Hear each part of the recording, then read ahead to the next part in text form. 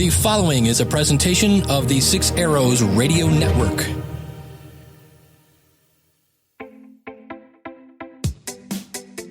Today on the Workbench, all about the Antenna Analyzer project with Barrick K6BEZ. Stay tuned.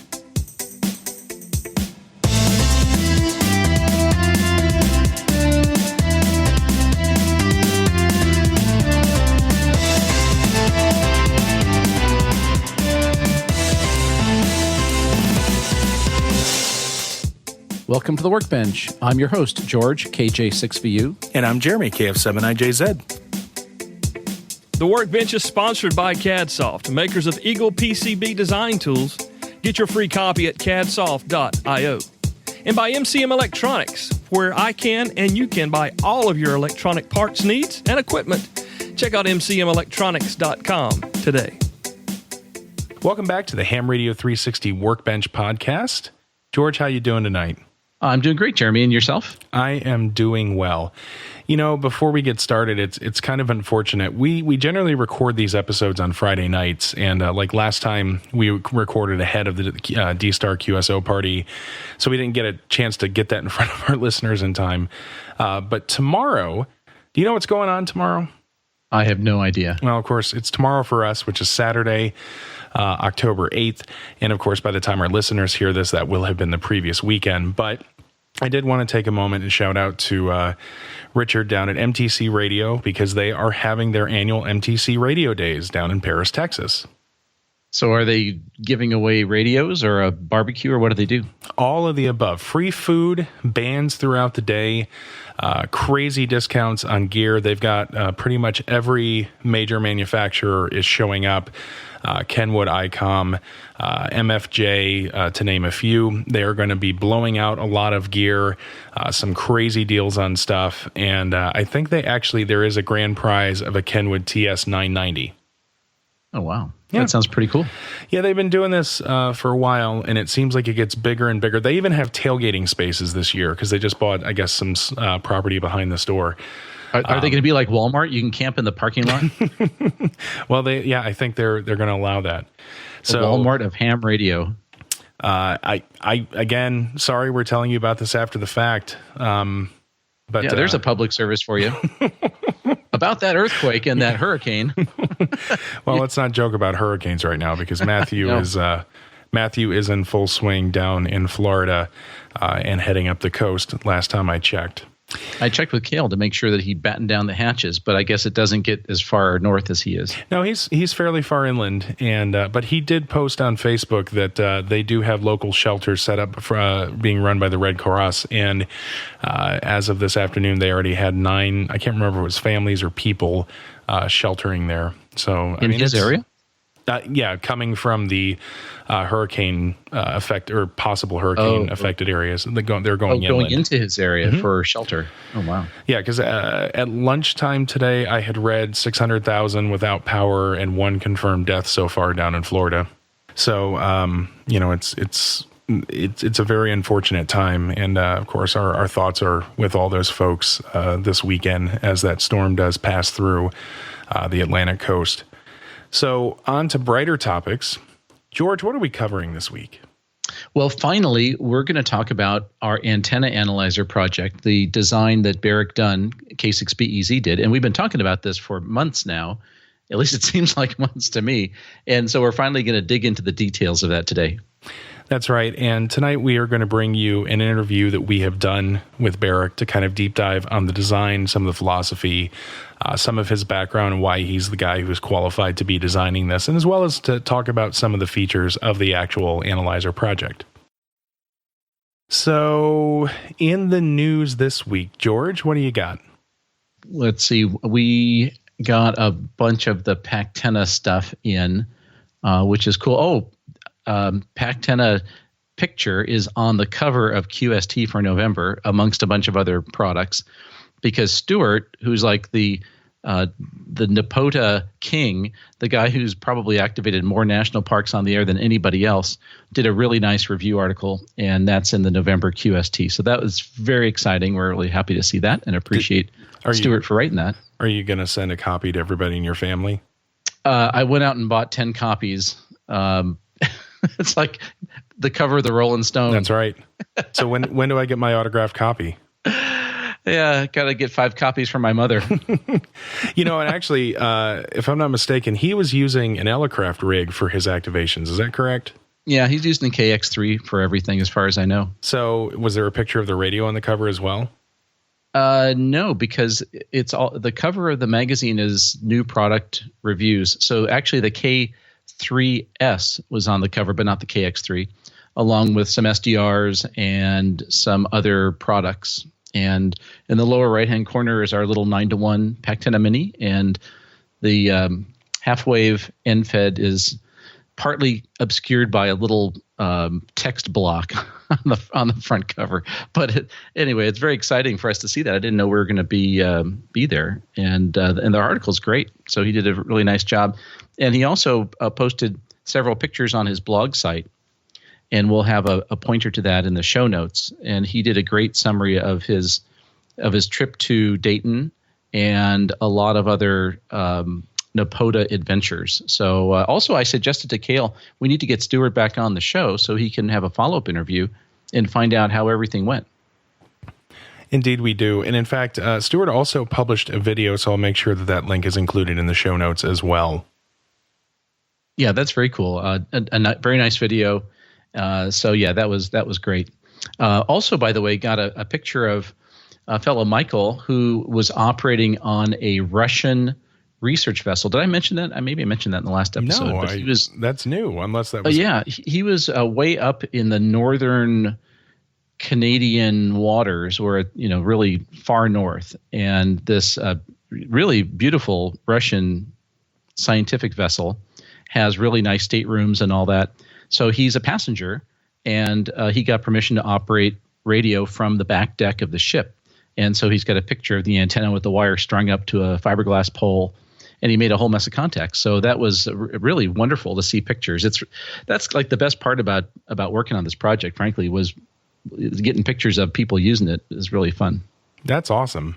Yeah, that was really great. So that was pretty cool. And let's see, Pacificon is coming up. That's the Northern California Ham Radio Convention. That'll be in a week. And I'm going to be at Pacificon, and I have a forum presentation slot about portable HF operating. So I'm looking forward to doing that. I'm looking forward to hearing how you use my battery data. Yeah. Thank you for letting me rip off your battery data.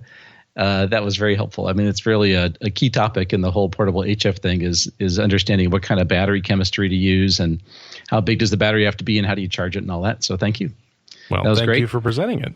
Yeah. And also our Baycon, our Baynet Ham Radio Club event, our annual event is the end of January, and I'm working on the speakers for that. And one of the speakers that I wanted to invite is you, virtually by Skype, so you can join us and give your battery presentation to the crowd. I have graciously accepted to do so, and am very much looking forward to it. And if I'm lucky, someday I will get to attend Baycon in person. Yeah, that would be great. And you can record it. You can video record it so people could watch it offline, I suppose. Yes, or actually all the presentations from Baycon. Yeah, we need to figure out how to do that. One of the other presenters that we have lined up is Ed Fong, and Ed is a professor at UC Santa Cruz. And Ed is a famous guy in the antenna design world. And amongst other things, Ed has designed multi-band roll-up J-pole antennas. And he's got a new tri-band antenna. And he's going to present that. So that should be a lot of fun. Looking forward to it. And we've got a couple other fellas lined up. Brian W6BY, who's big in the microwave world here in Northern California. He's going to do a presentation on microwave contesting. So that'll be interesting and exotic. More and more people are doing that. So that'll be fun to see. So yeah, I'm really looking forward to it. We should have a good slate of speakers. Those are the first few signed up. Now, are you guys, as part of Pactena, do you have any new products in the work that you're going to unveil at either Pacificon or Baycon that you can talk about? No, there's no new product. We did a revamp of the Pactena Classic. So the Pactena Classic antenna is the link dipole with the feed point 1-to-1 balun. And when we made the second batch of those, we just finished that.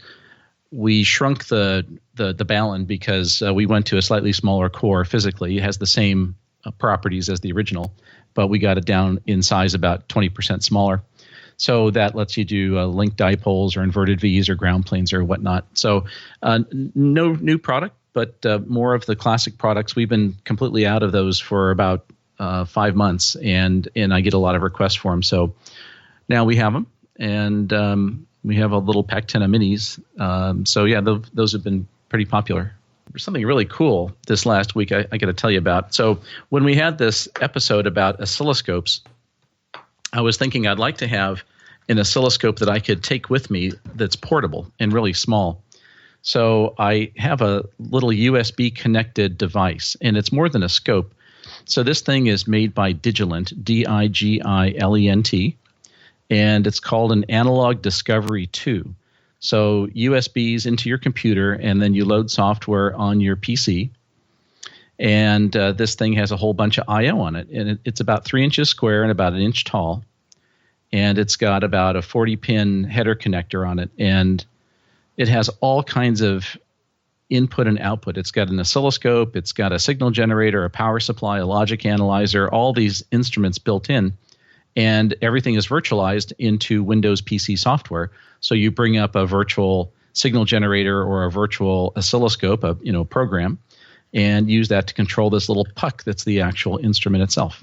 For very portable applications, like for travel, if you want to do design work in the hotel, or if you're going to the repeater site, or you just don't have a whole lot of bench space, this could be super handy because it takes up no room, and you just run it off the USB cable coming out of your computer. Well, that's cool. How much does something like that run for? This one lists at $279, and when I first saw it, I thought, well, $279 is a little expensive. But when you figure it's got all those instruments built into it, it's really not that bad. And the fact that it's only 3 by 3 by 1 inch, and it's super portable, if you need something portable, this looks really cool. And the specs are pretty good. The specs are at least as good as what you would have expected to go buy for a device on your normal Workbench. Check out Digilent. If you're a student or an educator, there's a discount. And I don't know what the discount is, but you can check that out. And you set up an account and you say, I'm a student at some university or whatnot, and you get some kind of educational discount. Well, pretty cool. We'll make sure to have a link to that device in the show notes.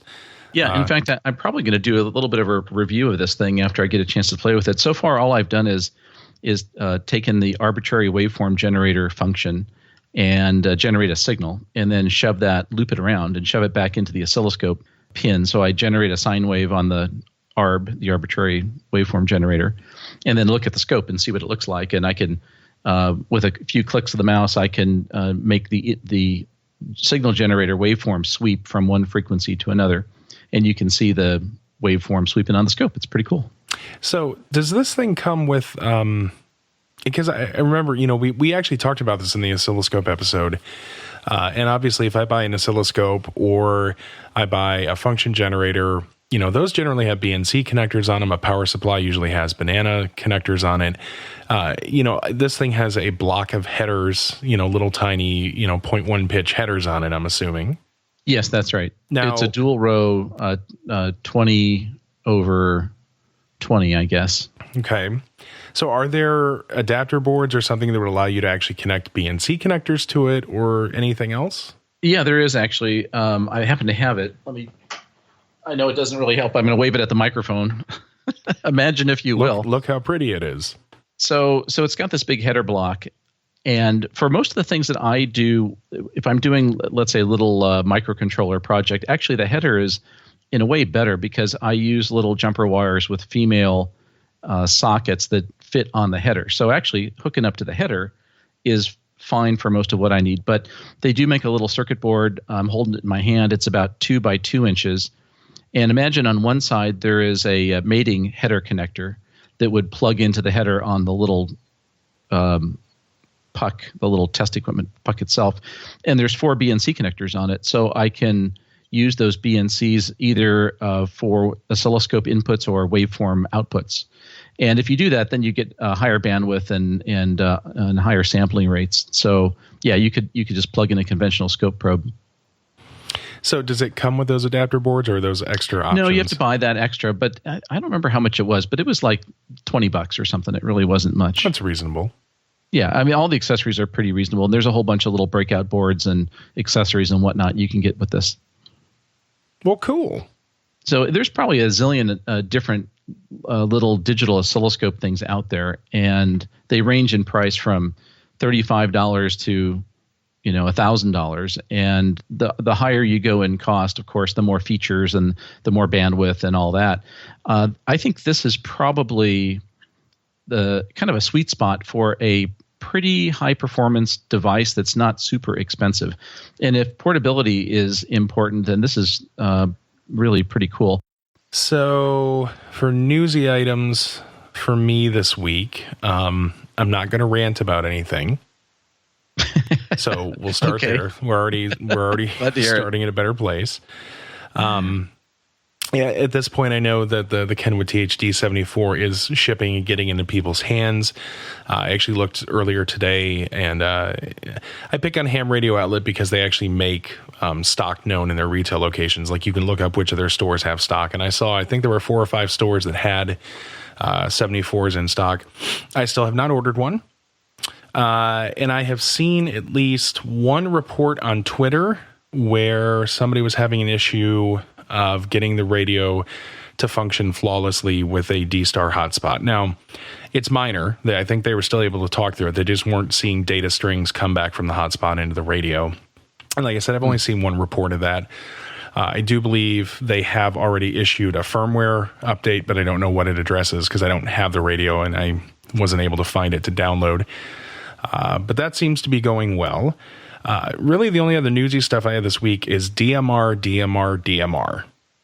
What do you mean? Well, there have been not 1, not 2, but 3 new DMR radios that have come across my radar actually in the last 2 days. Well, one of them has been there longer. So,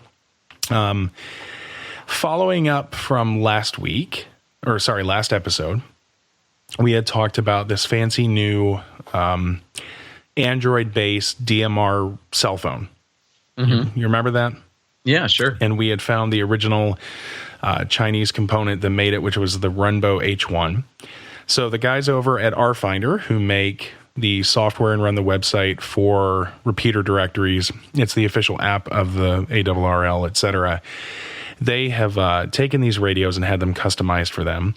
And they officially went on sale, as promised, last week on the 30th. Yeah, that was last week.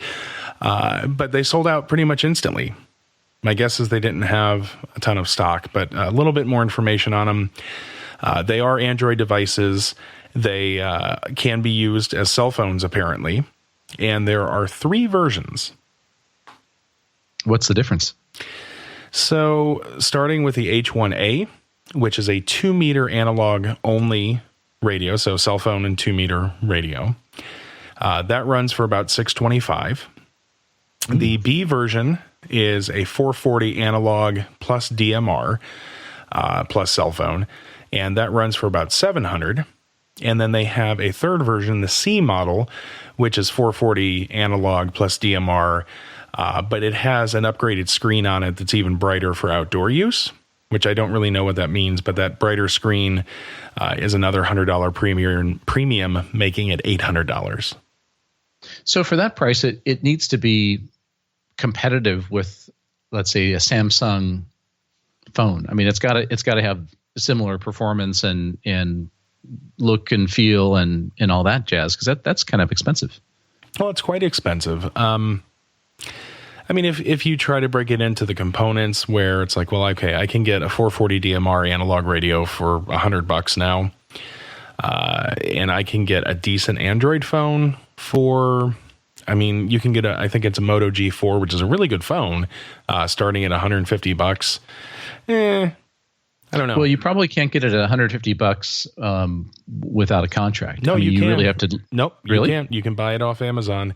No kidding. Unlocked just off the shelf. Yep. It's I think it's $150 if you don't mind that the lock screen is ad supported. Maybe $180 to get that turned off. But yeah, you can buy them for $150, $200 all day long. Yeah, but it doesn't have contract. a belt clip.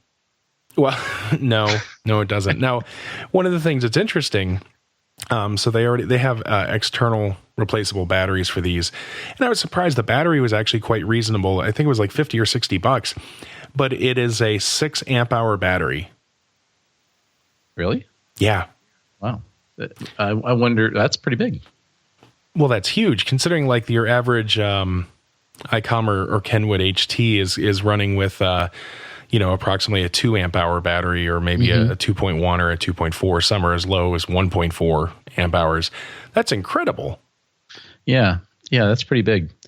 Well, maybe they assume you're going to be running the cell phone all the time plus your radio, and I mean that's really smart, because if they put a standard single use battery, just for the phone or just for the radio in there, then they'd have all kinds of runtime problems. So good for them. I look. I haven't seen much. Actually, I haven't seen anything. And granted, I haven't looked as hard as I could, but I haven't seen any reviews on this thing yet. I think it's a pretty awesome idea for a device.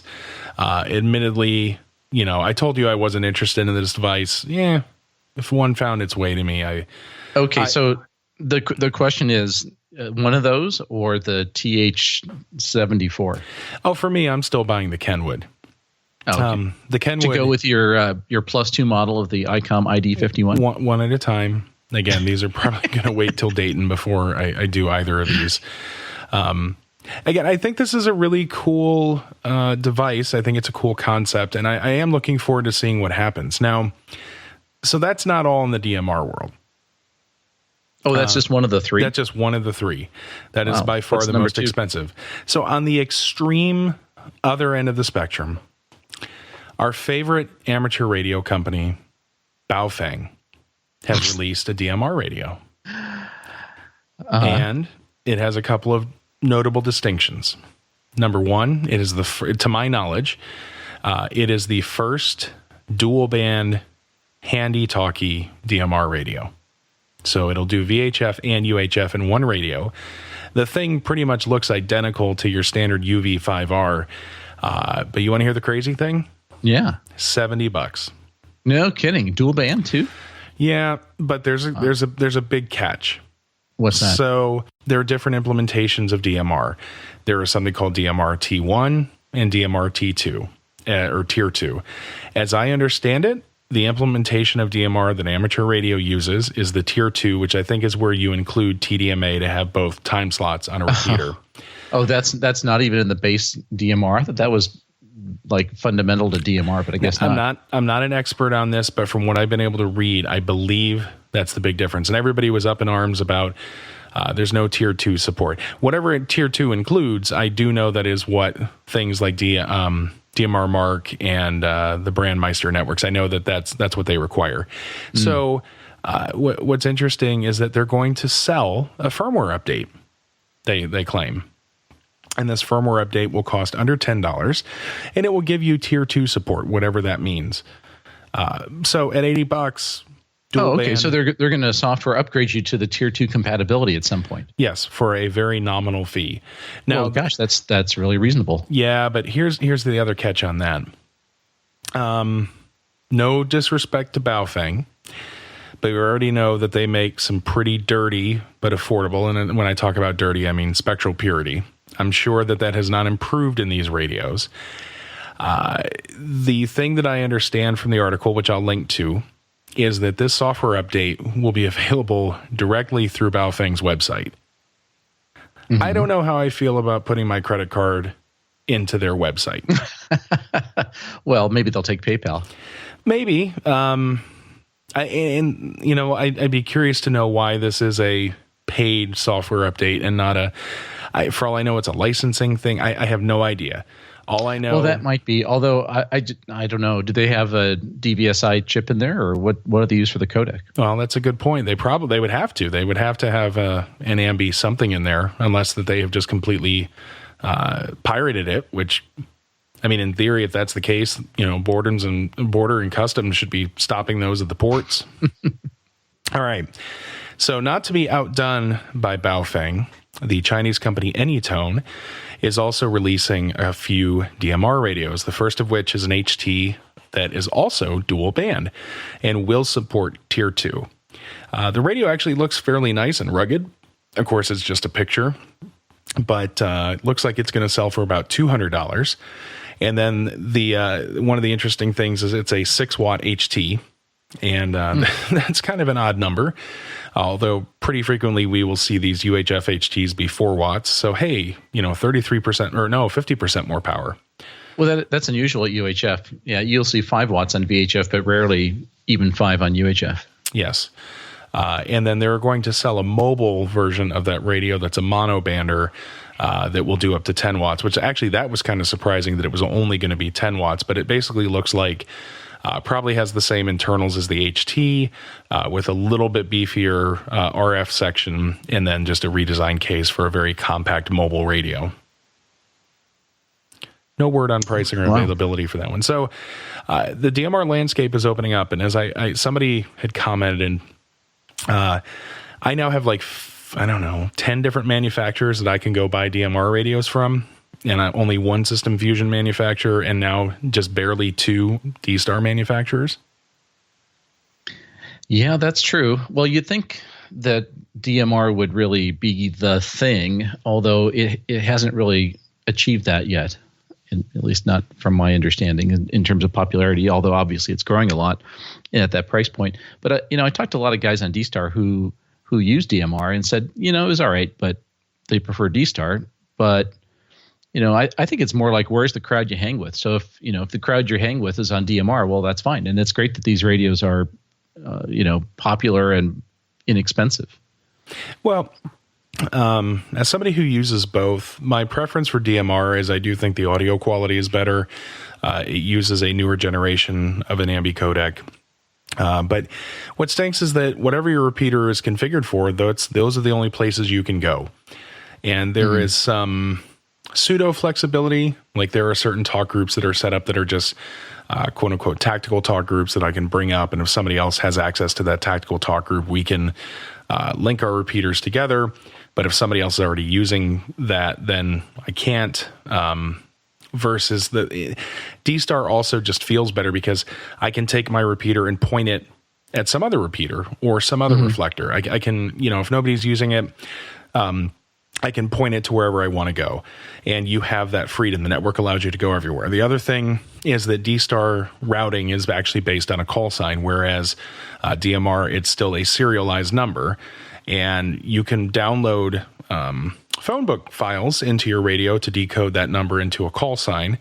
But a lot of radios only have 1,000 memories for that. And even the Motorola's, they have 65,000 memories for that. But it's still that number. It's not a call sign that is doing the routing or, the access on the network. Well, if there's no D-Star, if the only digital radio system out there was DMR, then of course that would be awesome. And since there's multiple, including, like you said, Fusion, and for that matter, OKP25, they all have pros and cons. And I'm sure, we could do 3 more episodes on the pros and cons. We probably should, actually. We probably should, actually. I think that'd be great. I should probably get a DMR radio at some point because I really am not speaking from experience. There's kind of a limit. You only do so many things. But one of these days, I'll probably give it a try. I mean, you can't help but do it with these prices. I mean, you're pretty tempted. Yeah, and the other manufacturers of DMR radios, of course, Motorola. Probably after Motorola, the next best option is a company called Hytera, Hytera. Then Vertex Standard, which used to be part of the Yaesu before Motorola spun the amateur radio business back off. But they're all commercial manufacturers. Then you get down into companies like Connect Systems, which make a few different DMR radios. They're the ones that I mentioned, of course, the Hytera being the big darling of Dayton. Everybody bought a $109 DMR radio, which is actually pretty decent for what it is. And then there's another company that I don't think we've mentioned. I came across this over the summer because I wouldn't mind having a more rugged. I would love to have a Motorola like XPS. I think it's a 6550 or a 7550. That'd be awesome. But I don't want to pay $400 to $600. I don't even want to pay $300 for a monoband radio that I can't program. And as I understand it, getting front panel programmable ones can be challenging. Of course, I'm ignorant overall in Motorola stuff by choice. but it seems like a big hassle. There is a new player, sort of.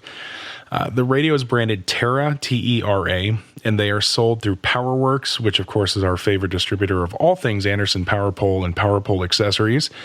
I sounded like Hank Hill, propane and propane accessories.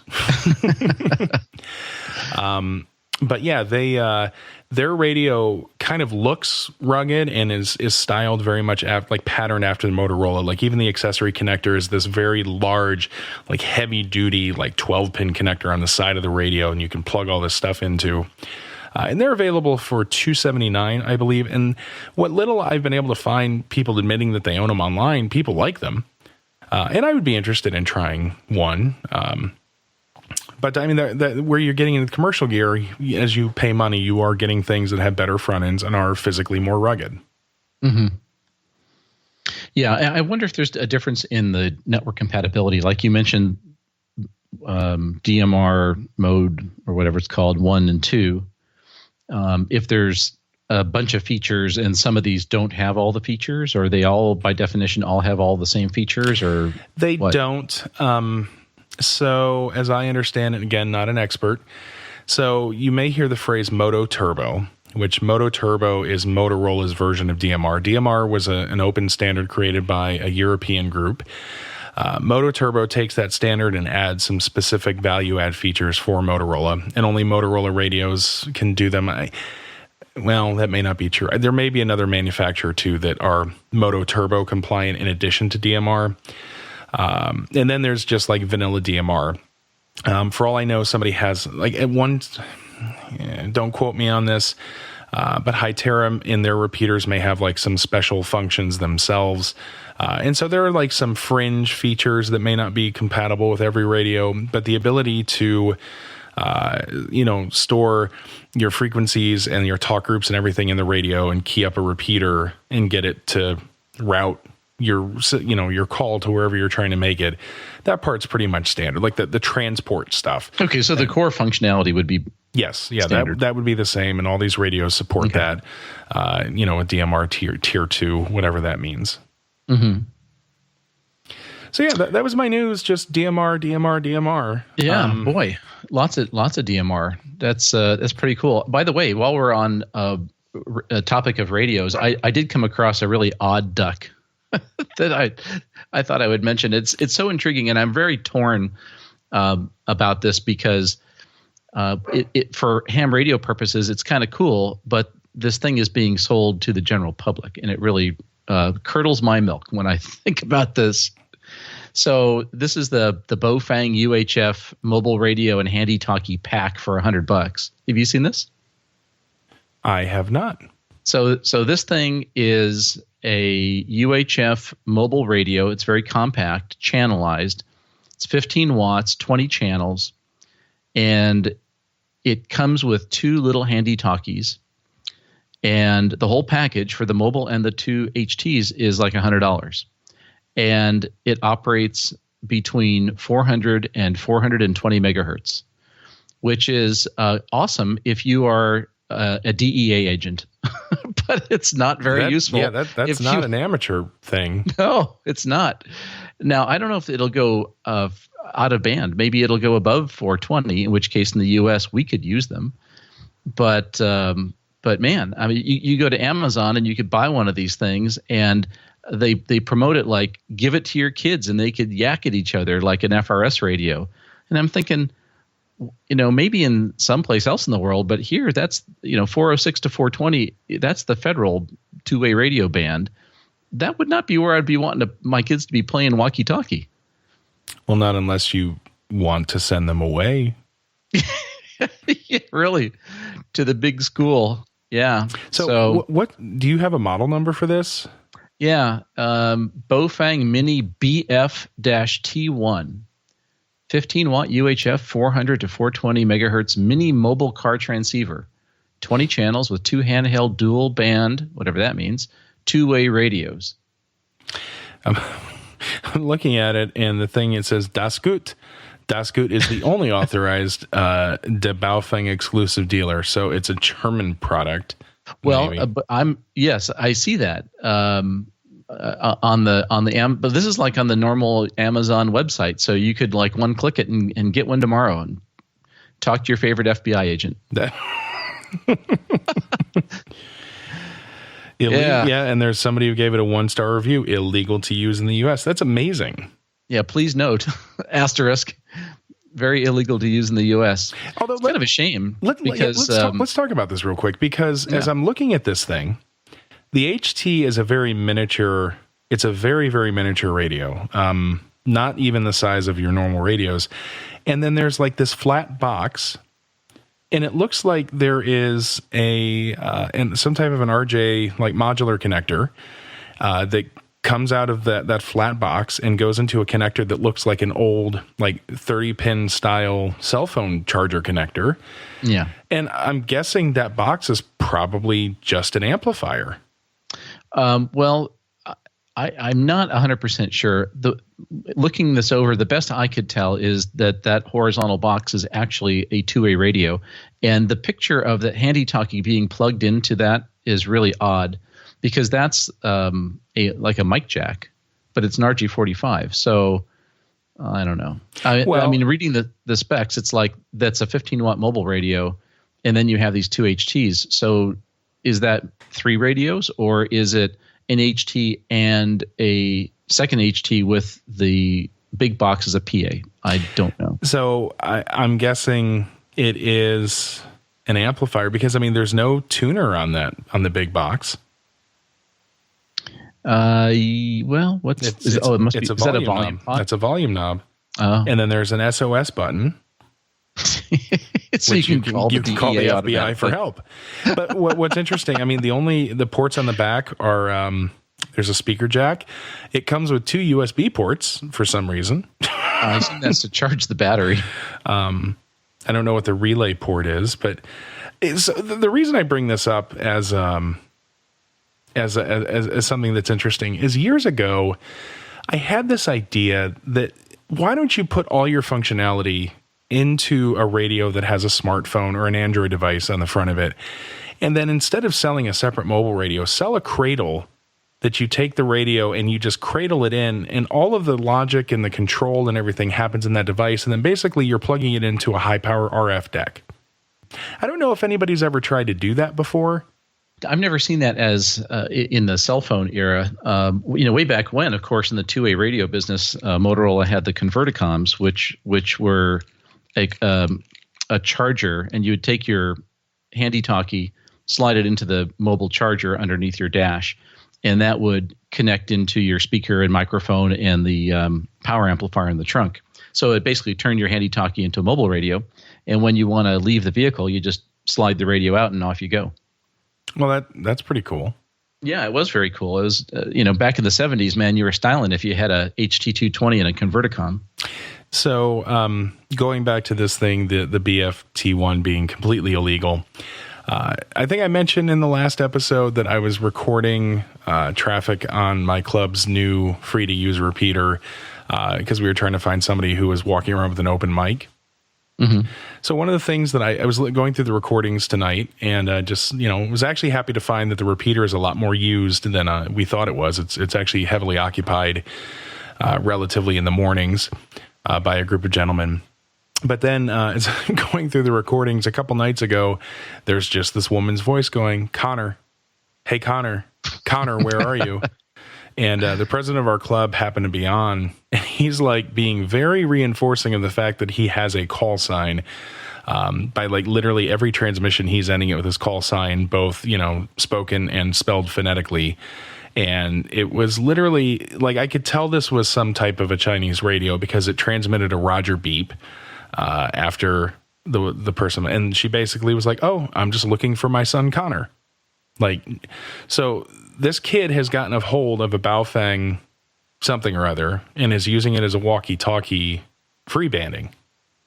Did you guys track him down? No, we're not going to that'd be creepy. I'm not an official observer. Yeah. I've not been deputized by the FCC to go and DF somebody. It's annoying.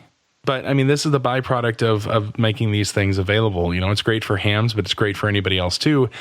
The other funny thing is I was at Micro Center last week picking something up, and I looked down and they were selling Baofeng programming cables with software. So if you're selling the programming cable, does that mean that I can pick up a Baofeng at Micro Center now? You could probably get the Baofeng DMR radio there. Well, maybe.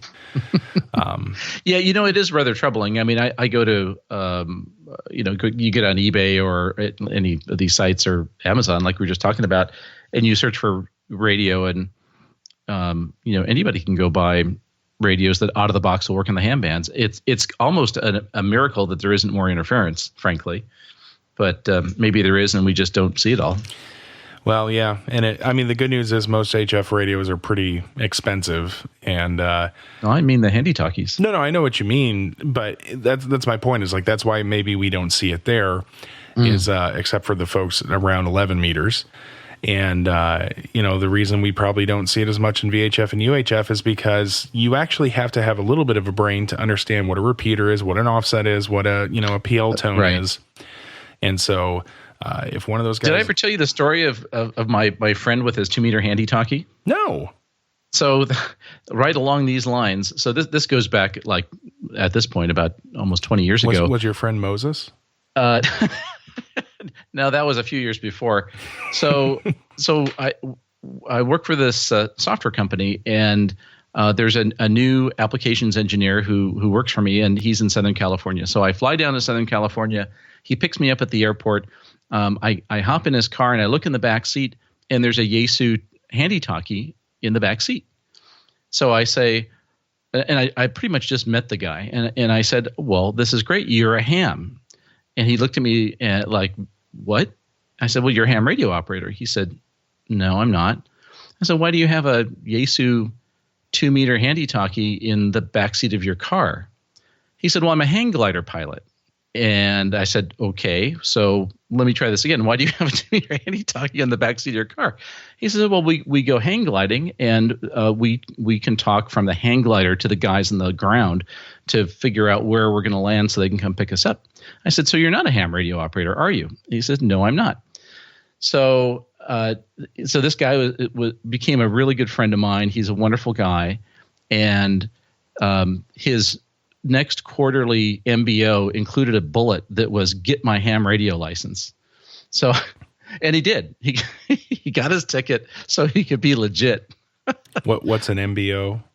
Oh, when like I get it's a performance objective. So yeah, management by objective. So like here's the 4 things you got to get done this quarter, right? Well, like item number 3 on your 4 things to get done included get your ham license.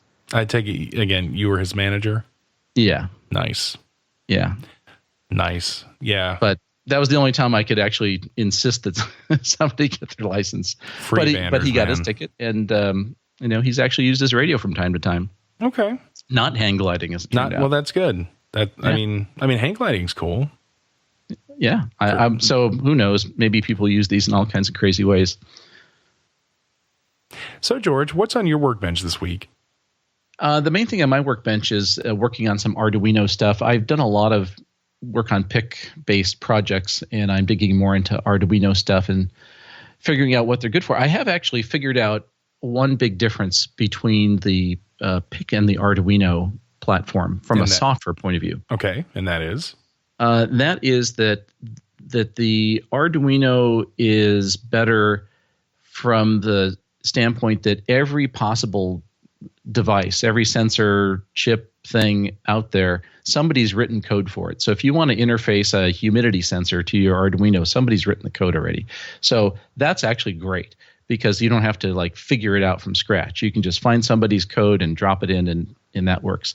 What I figured out is by and large, Arduinos kind of stink when it comes to string manipulation. So if you've got a UART and you're talking to the Arduino and sending it commands, you have to really write a bunch of code to do that. And my experience with programming on the PIC is pretty much the opposite, where the compilers have much, much better string handling and character manipulation subroutines that you can call.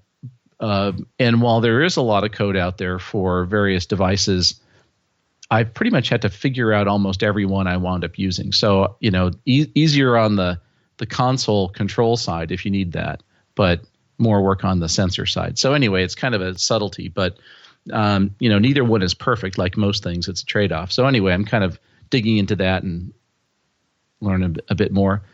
One other thing I found that's kind of cool, a little tidbit for component selection. Everybody knows about the fixed voltage linear regulators, the 7800 series. Of course, everybody builds a project with the 7805 or something like that, 3-terminal regulator. And I found a friend of mine sent me a link to some data sheets of a switching supply made by Murata. That's a Japanese company. Murata makes a whole bunch of products.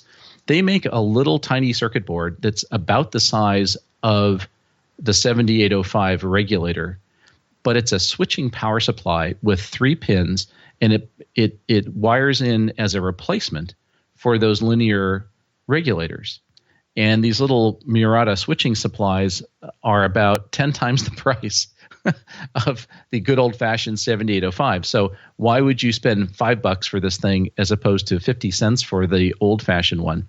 And the answer, of course, is the switching supply won't dissipate a lot of heat. So if you have a fairly high difference in the input voltage versus the output voltage at some reasonable amount of current, that chip has to dissipate a ton of heat. And these switchers should not have the same heat problem. And I ordered one to play around with it, so I'll see. But it's really cool. I mean, the whole switching power supply is like a 1/2 inch by 3/4 of an inch, and just pin for pin replaces the 7805. Wow, that's kind of cool. Yeah, I mean, nobody would care about this unless you go build a circuit. If you're going to build a little 5-volt circuit and you put 13.8 volts into it, the thing gets really hot because it has to drop a lot of volts. So this thing might eliminate that problem for a few more bucks. So we'll see. Of course, the question is if it's RF quiet. That's a very good question. And that remains to be seen. I'm hoping that it is. And I would expect it would be because Murata does make a lot of RF devices. Yeah, I was going to comment, actually, if you own a Yaesu FT897, an 857, or an 817, whether you add on the extra Collins-style mechanical filters or not, there is still a basic ceramic filter in there, and those are Murata filters. That's actually the first time I had ever heard of Murata. Yeah, they've made passive filters for ages, and they've really expanded their product line. They have a bunch more stuff. They even make Wi-Fi chips and other more complex RF circuitry these days. So they do make quite a few parts. So anyway, that'll be fun to play with. So what's on your bench? So I had mentioned last time that I was interested in trying to design a board, and I was looking at this linear technology chip that was a 2 amp solar charge controller. And I had done a lot of pouring through the data sheet on it to try to understand some of the design characteristics. But ultimately, I set that aside because there was a moral imperative that appeared into me in a dream in the last week. What's that? So I still have my old crusty carbon soldering iron sitting on my bench. So I got curious because I do want to buy other radios, and there's some expenditures that I'm going to have to make to prepare for our coverage of Dayton next year. I was like, you know what? If I can save the $100 by keeping the soldering iron I have and making sure it's safe and everything. So, everything I told you was carbonized, and I ended up taking the tip off because the tip was ruined, putting a clean tip on it, and everything seems to be okay. I was able to get it to solder. I was able to vary the temperature, and that was still pretty close. It seems like the components are probably okay. But even if I do decide to replace this with a new Hakko FX 888 Delta, I still want a way to have the soldering iron shut itself off. Mm-hmm. And so this is a feature that I still cannot, especially in the world of, 30-cent AVR microcontrollers. I can't believe that in a $100 consumer soldering station that's quite featureful and quite nice, especially for the home user, I can't believe this isn't in there. And so I started saying, you know what, I think I might be smart enough to figure this out, of how to make an idiot switch for my soldering station. Oh, so to keep it from, if it was going to be on for 2.5 weeks again, you want the thing to shut off well before 2.5 weeks. Yes. Right. Yeah, in other words, if I don't do my job of applying safety to my workbench, I want technology to do it for me. Hence why I call it an idiot switch. So I got to thinking about this, and in the workbench of the mind, I had what I think is a brilliant idea. Mm-hmm. Which is? I think next episode, I'm going to bring a problem statement to our recording session. And I think we're going to spend the next episode actually designing a solution without having... I've done some research of the components, but I have not shared that with you. Mm-hmm. And I think it would actually be cool if we sit there and riff on a design, just talking about things, because I think it would be a really good opportunity to share the thought process that goes into the design process, to talk about how can I use some of these microcontrollers we've talked about, and then talk about the different problems that have to be solved. So in this case, how do you shut the soldering iron off? What are you going to do to sense that it's time to shut it off? How can I use a microcontroller to interact with the things in the system that I have? And I think that would be a pretty interesting episode, and we're going to commit to doing it. Well, that sounds like a load of fun. So is the project idea in mind that one or something else? No, we're going to use that one because that is something that... number one, I think it's an easy enough project that's accessible to people, because obviously we're going to talk about components and things that need to be purchased. It's going to be accessible, I think, enough to our listeners that they could try to replicate it at home. It will give them a very practical approach to how do I apply some of these making skills in these microcontrollers or Raspberry Pis or whatever, things that are very common on the maker's workbench. How do I apply them to a very incredibly practical problem? Which that sounds like a lot of fun. I mean, for me, and so it's kind of a free-form thinking, brainstormy kind of project. We're just going to talk through it. It's just like having a design session at work, right? We're going to outline the problem. We're going to examine the system we're trying to integrate with and manipulate. And then we're going to talk... Okay, hang on a second. You said like a design session just like at work. Does this mean that we start each sentence with, well, that's a stupid idea? I just want to know how realistic this is supposed to be. Well, we will maintain professional respect. How's that? Look. I've already accepted that I'm the idiot that left his soldering iron on for 2.5 weeks. Okay, we can't get any lower. Yeah, but you got motivation now to solve the problem. So I do, but I think it'll be interesting. Another thing, a reason I think this will be interesting is that, as we stated in the very first episode, our backgrounds in this field are radically different. I am a struggling hobbyist whose heart very much wishes I were an electronics expert, and I'm not, despite my best efforts. And you're somebody who is a veteran of this industry and have created many successful products and board fabrication and all kinds of cool stuff. So I think it'll also give our listeners a very interesting approach to how those two different viewpoints actually think through a problem. I have a feeling that we're going to wind up 3D printing this thing. Well, I mean, maybe an enclosure for it.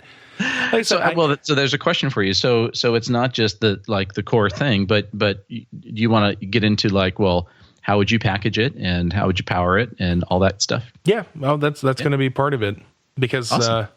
And I think it's, again, for me, when I got my first Arduino, I was bored with it after I got the LED blink the way I wanted it to. Then I was like, okay, in order to really learn further, I need to have a really good practical application for these microcontrollers. Same thing with Raspberry Pi. This is really cool, but what can I do with it? And for me, having those practical problems to solve is where I learn, because I'm expending time having to pick up the fundamentals along the way, but then I'm actually getting to see the payoff of learning those fundamentals relatively quickly and solving an important problem like not burning your house down. Yeah, always a good thing. Yeah. No, that's a great point, because having a real specific concrete goal focuses the work and also gives you some motivation to really figure it out. Absolutely. So next episode of the Workbench is going to be Workbench Freestyle. That sounds awesome. Yeah. All right, let's do that. All right, so that's the Workbench topics for this week. Now, before we move in to the main show content, we want to remind our listeners that if you are in the need for components, parts, tools, electronics, boards like Arduino and Raspberry Pi, you can get all of that and more from our friends at mcmelectronics.com. And on checkout, if you use the code RADIO5, you'll save an extra 5% on most items. A few items like Raspberry Pi and such are excluded from that. And right now, they're actually having a pretty screaming deal, a sale going on for a lot of their items during October. So make sure to check out mcmelectronics.com and use the code RADIO5 on checkout to save an extra 5%. Well, on today's show, we have Barrick Dunn, K6BEZ, the designer of the famous antenna analyzer. It's been several episodes now we've been talking about this build project, and we're very excited today because Barrick is going to spend some time with us, talk about the antenna analyzer, what they do, and how to build one. So, Jeremy, it's about time we get rolling on this, wouldn't you say? Indeed, it is. But before we get started, first of all, Barrick, welcome into welcome into the Workbench. Thanks for having me. So, did George ever share with you a story about your work you had published online? I don't think so. So, way back when we did the microcontroller and single board computer episode, I had gone out and done a bunch of Google research on projects that people had done with Arduinos. And one of the pieces I had come across was an antenna analyzer, and I'm describing it and really excited about it. And George is like, "Oh yeah, no, Barrick, he's a good friend. I know him really well." It was your project. Wasn't that the one that was on his Sierra Radio Systems site? Yes, I believe it was. Yeah. It was just funny because here, Jeremy's like, "Hey, I've got this great idea," and yeah, I know the guy. Yeah. Sorry about that, buddy. It's a small world. So you're famous, Barrick. So welcome to the Workbench. We've been talking about getting you on for a long time, and I'm really happy that you could make it. I'm happy to be here as well. Let's start out and tell the listeners a little bit about yourself. So why don't you give us a little bit of the Barrick ham radio history here?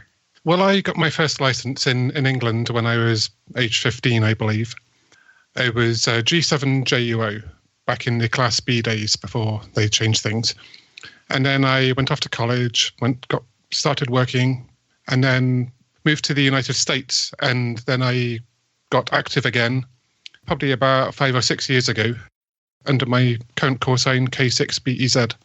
That's kind of my ham radio history in a nutshell. So when you got your K6BEZ call sign, did you request a call sign with a Z in it so you could say that? That's actually a vanity. And my nickname was Bez. I was being a bit ornery, being the Z versus the American in English. Hey, I go by KF7IJZ because for the longest time people thought my call sign was KF7IJC as in Charlie. Well, I don't have a Z in my call sign, but I've got a Z in my last name. All the cool kids have Z's in their call sign. Oh.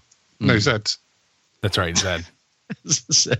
So Barrick, okay, on the ham radio history here, why don't you tell us a little bit about what the areas of interest are for you in ham radio? What sort of activities do you participate in? What sort of stuff do you like to do?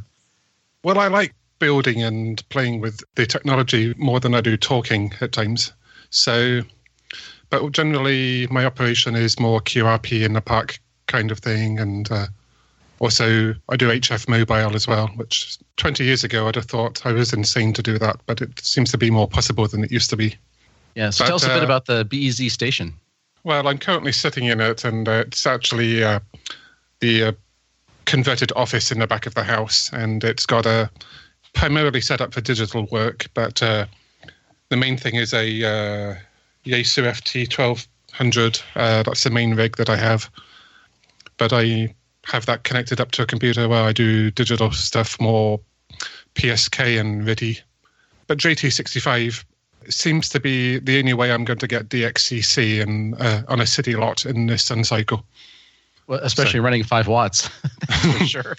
Well, I'm actually, at home, I can run 100 watts, but my QRP in the park is a KX2 using one of your Pac-10 long wires. So that's a very good combination. Thanks for the shameless plug. Now, did you have a KX3 prior to the KX2? No, I didn't. I'm too cheap. They say the cheapest thing in the ham shack is the guy sitting on the chair, and I'm a perfect example of that. And so no, I was eyeing the KX3, but I don't know, over $1,000 pushes it a bit out of my range. But when it came down to the Care FT817 price range, that's what sold me on it. Oh, very good. So when we talk about the antenna analyzer project here, I think there's something important for the listeners to know, and that is that you're not some hack ham like the rest of us, but you're a professional RF design engineer. So could you share a little bit about your background there? What sort of work did you do? Back when I just finished college, I spent a couple of years doing UHF power amplifiers for base stations for PMR in England. And then I worked for a test and measurement company in California, where I made signal generators and spectrum analyzers and things like that, going up to 60 gigahertz. But more recently, I've moved into microwave point-to-point digital communication. So that's my background. So then, Sorry, it sounds like I had to let the dog out. Sorry about that. Is that a euphemism? It is, but not in this case. Sorry, go ahead. Did ham radio contribute to winding up in that career?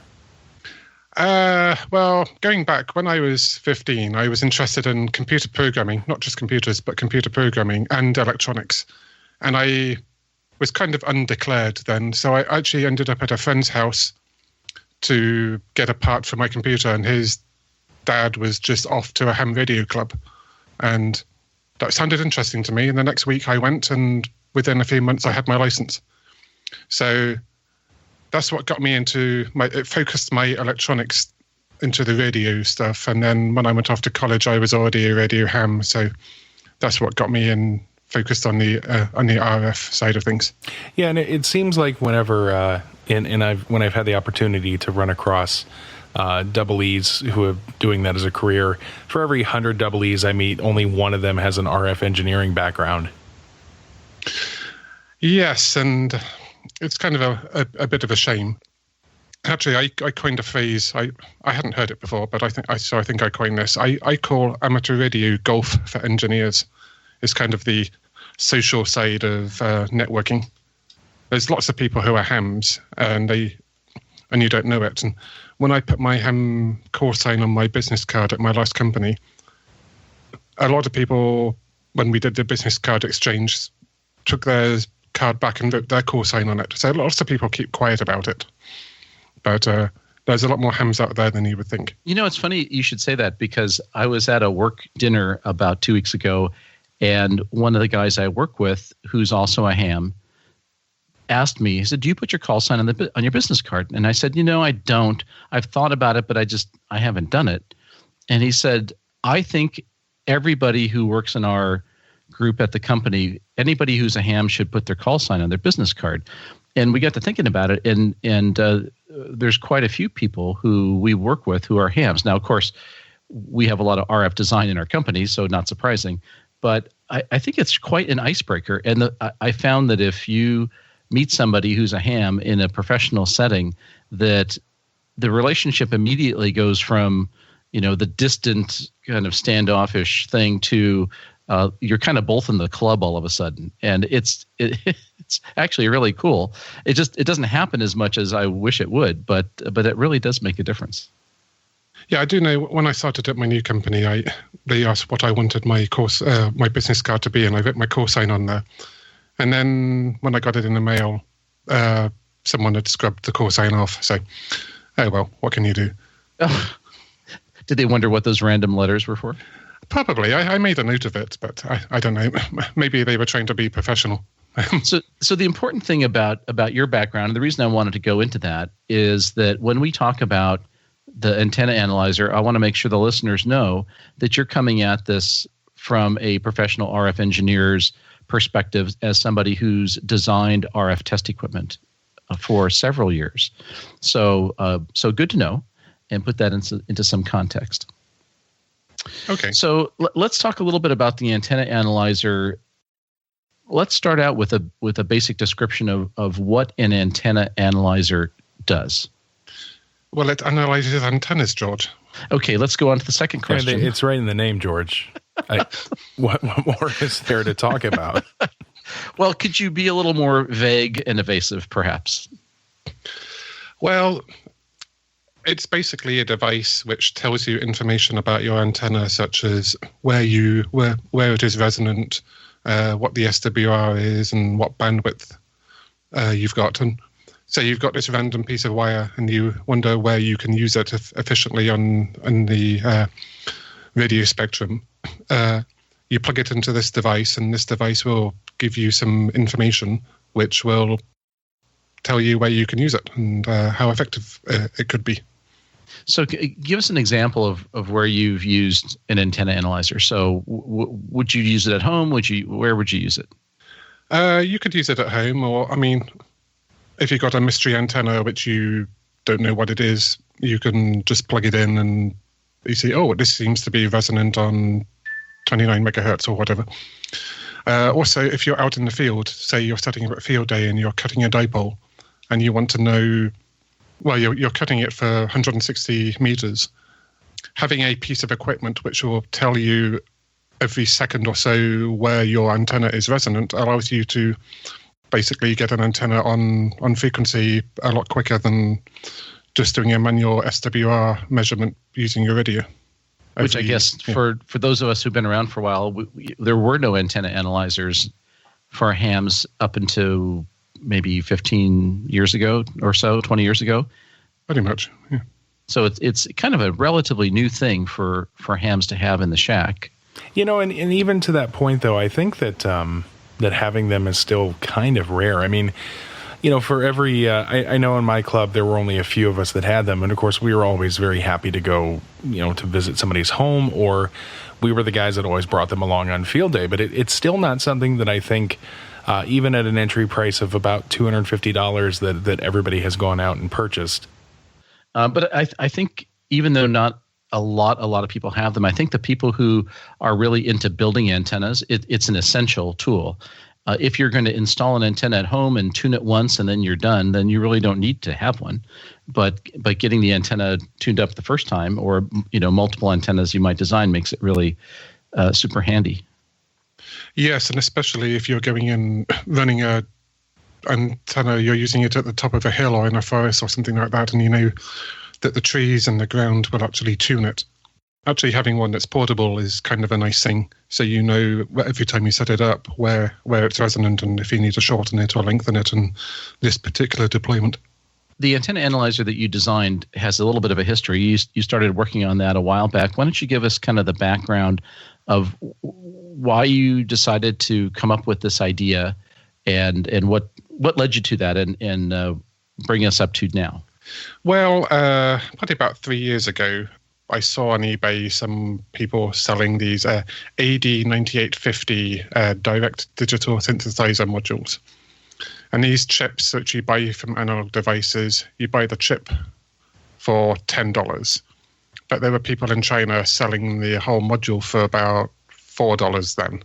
So it's a circuit board with pins and an oscillator and things like that on there. And they were selling them with the $10 chip on for less than, well, for about $4. So I ordered about 10, and then while they were on their way, wondered what I could do with them. Because a direct digital synthesizer will generate a signal anywhere between DC and half the clock frequency that you're putting into this chip. So it's just a general purpose signal generator. So when they were coming in the mail, I decided it would be a good idea to do a SWR analyzer for antennas. So Pacificon was coming up, and to give myself some motivation to finish the project, I decided to say that I would be presenting this at Pacificon, and this happened to be about 2 months away. So it's surprising what you can get done in 2 months if you've got a deadline coming up. Yeah, nothing like making up a compelling event that you have to... That's how I got through college. So I decided to use this particular synthesizer with a microcontroller and just use it to show people how they could make their own test equipment, because there's a lot of black box and appliance operators in this hobby, and that's a I'm not judging, but there's so much more to it, and showing my. I'm just saying. You're ham shaming. This is why people don't put their call signs on business cards. I guess so. But it's just mainly to show people that you can build simple circuits, simple pieces of useful test equipment for not much money.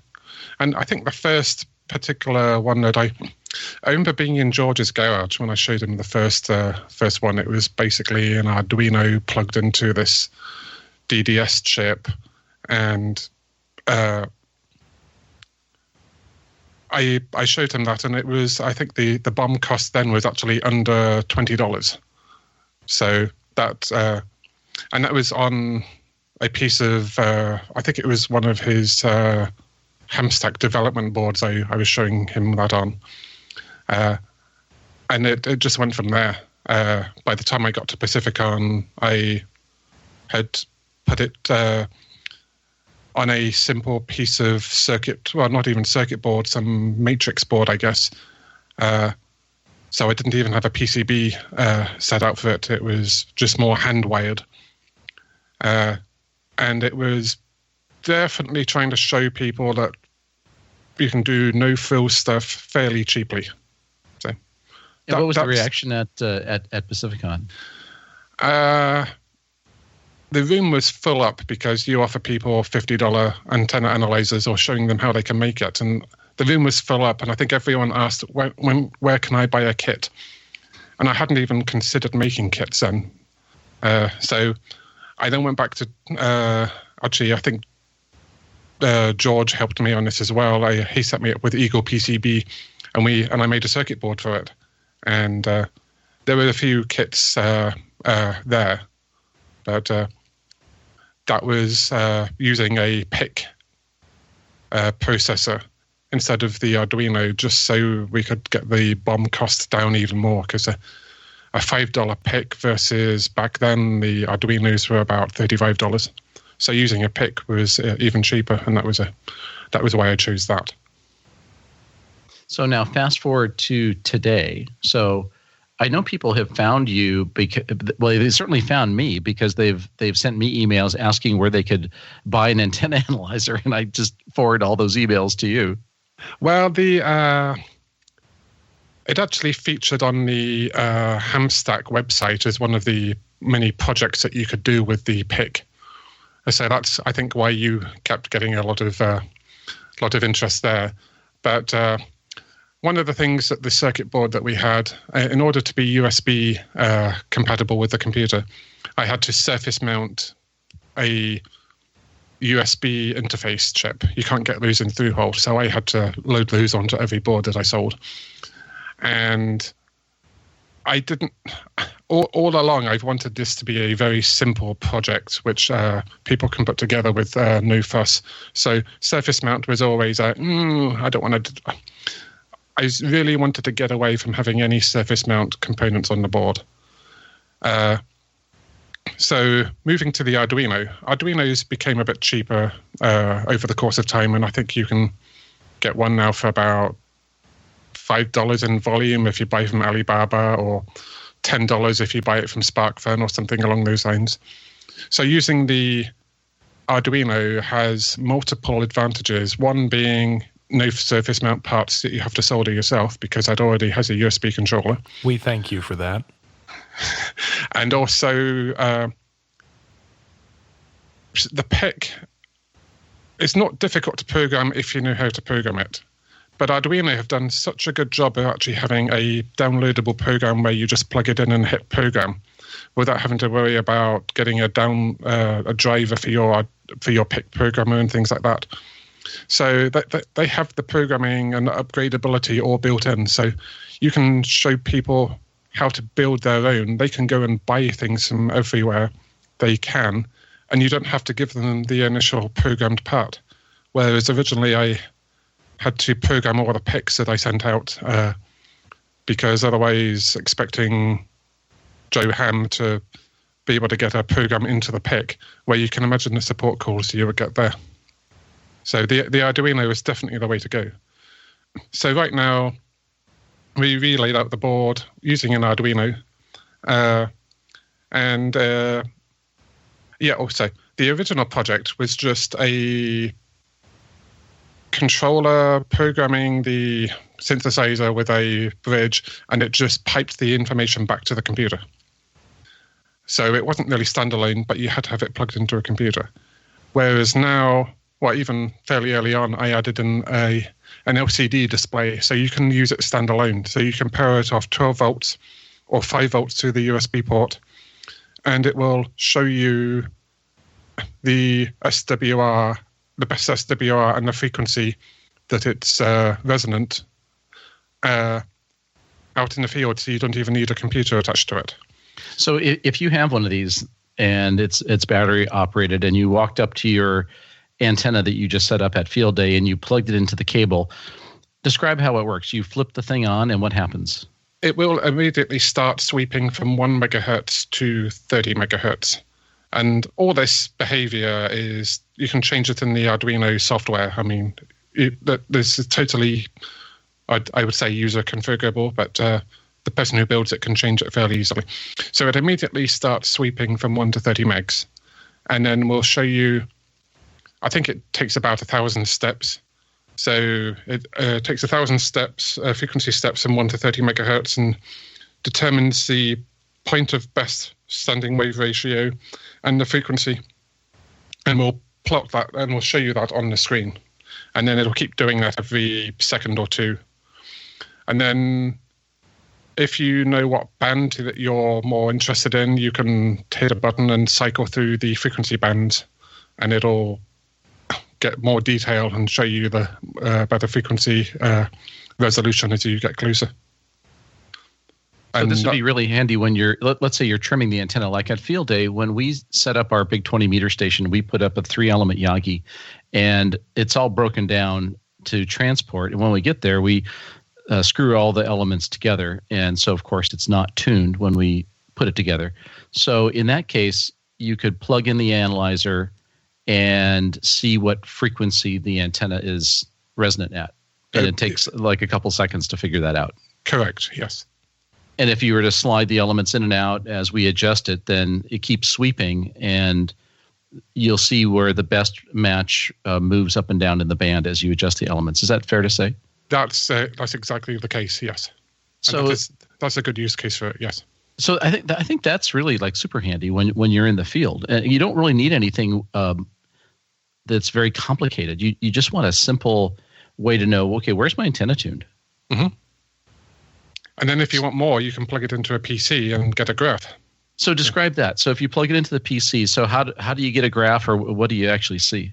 Well, I wrote some software back when in Visual Basic, it was kind of a bit of a hacked software, but you actually see a plot over the frequency range that the thing is sweeping, and for each of those points, you'll see the SWR plotted. So you'll kind of see out of band, it's up at high SWR, and then you'll kind of see the dip at the resonant frequency. And then as you go through the resonant frequency, the line will come back up. And now you'll be able to read off the usable bandwidth. So you say if you've got a 20 meter, the standalone thing, if you've got it on 20 meters, and if you say you're resonant on 14.3, and your SWR is 1.1 on 14.3, you won't actually be able to tell immediately what it's like, say, at 14.2. But if you have the computer plugged in, you actually see a plot going all the way from, 13.8 to 14.5. So you'll be able to see the behavior over the entire frequency band. And that's easy to do. You just run the software, and you can set the sweep ranges, and you get the plot. Yes. Well, that sounds like super useful. In addition to getting the tuned frequency. So if you compare this to a commercial analyzer, if I were going to go out and buy an analyzer, like the MFJs are super popular analyzers. You see those a lot. There's analyzers from several other vendors out there. So most of those, like Jeremy, you were saying, you typically find these things are running $250, $300-$400, right? Oh yeah, absolutely. Probably 250-ish to start with the MFJ, which is it's a big box that has an analog meter and a digital meter on it, and probably the more popular, more recent brand are the Rig Experts, which they make a 30 megahertz version of 54, and then they get up into VHF and UHF and even all the way up to Wi-Fi. But as you go up in frequency and total range, the price starts increasing exponentially.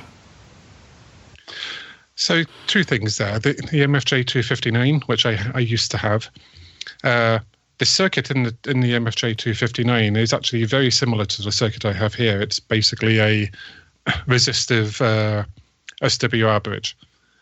So the actual detector circuit is very similar indeed, and that has a PIC processor in there as well, which doesn't do any sweeping. It just takes the measurements.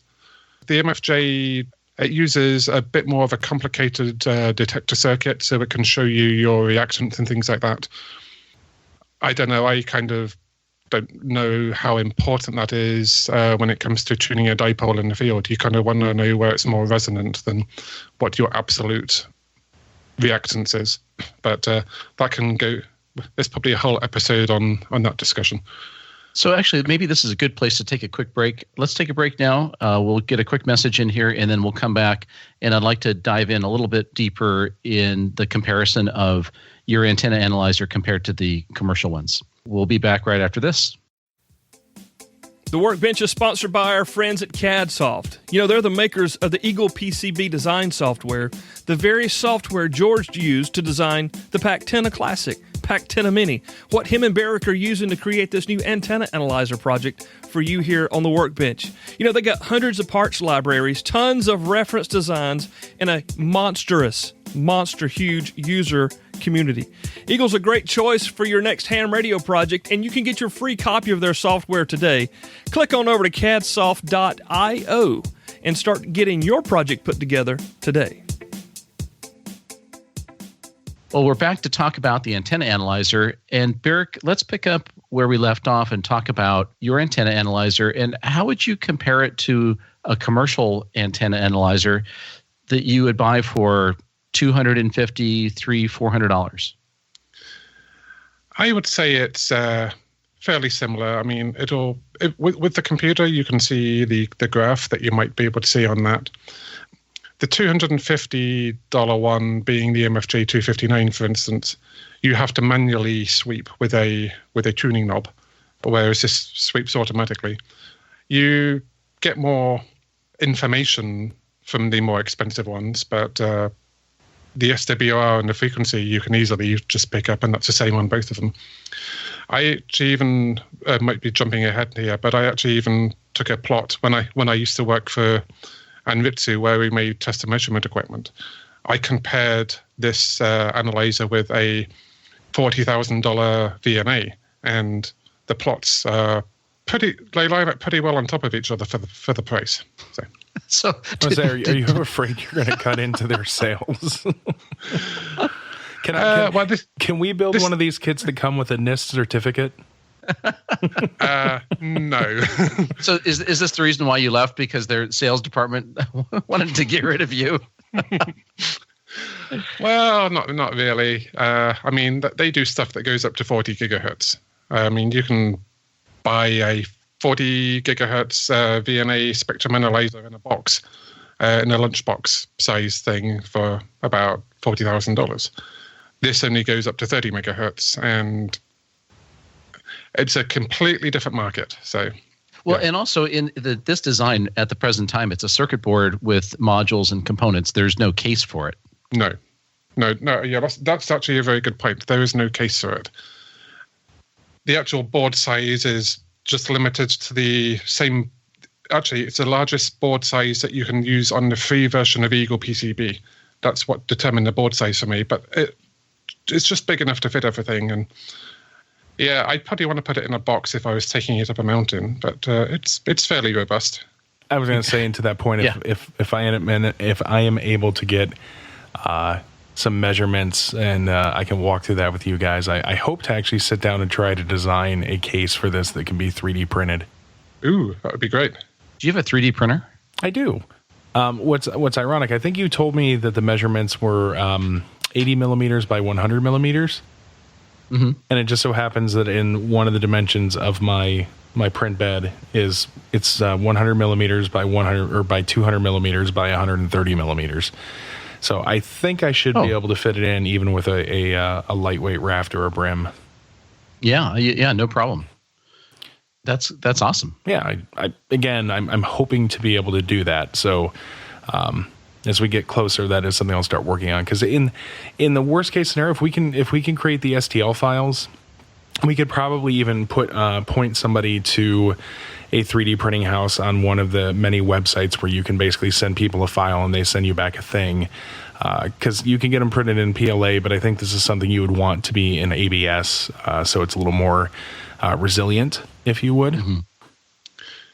And that's actually a very good point, Jeremy, because my motivation all along with this has been to err on the side of, I would say, simplicity and ease of putting together.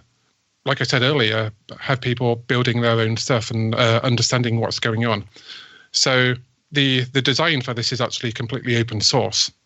There'll be, the source code for the Arduino and the circuit and all that will be completely open, so everyone can go and modify the code and learn things like that if they want. So actually being able to build your own, and if you want to build your own case or just learn how to use a 3D printer in the process, or use it to learn how to do microcontrollers, that's actually a very good point, actually having it 3D printed. Well, the great thing about a project like this, being all open source, is nobody ever learns how to do anything from scratch. You don't just open the book, page one, and start to learn how to code for an Arduino or how to lay out a circuit board or how to 3D print a box. You start with someone else's stuff.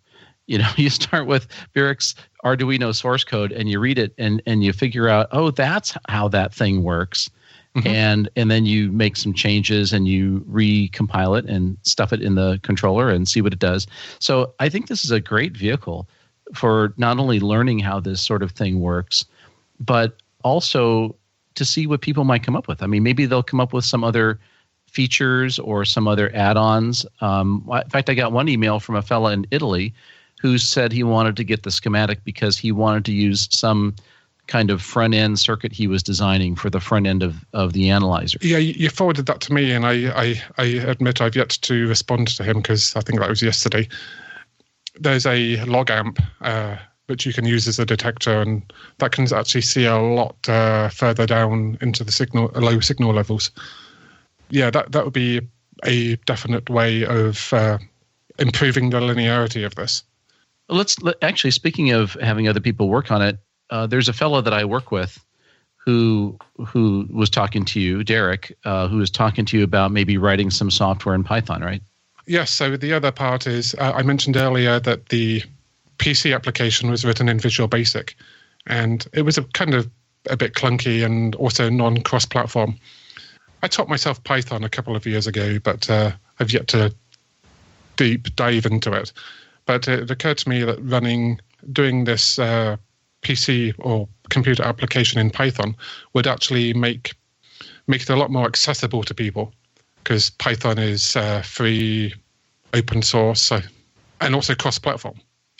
So I was talking to someone that George works with, Derek, AG6PO, yes.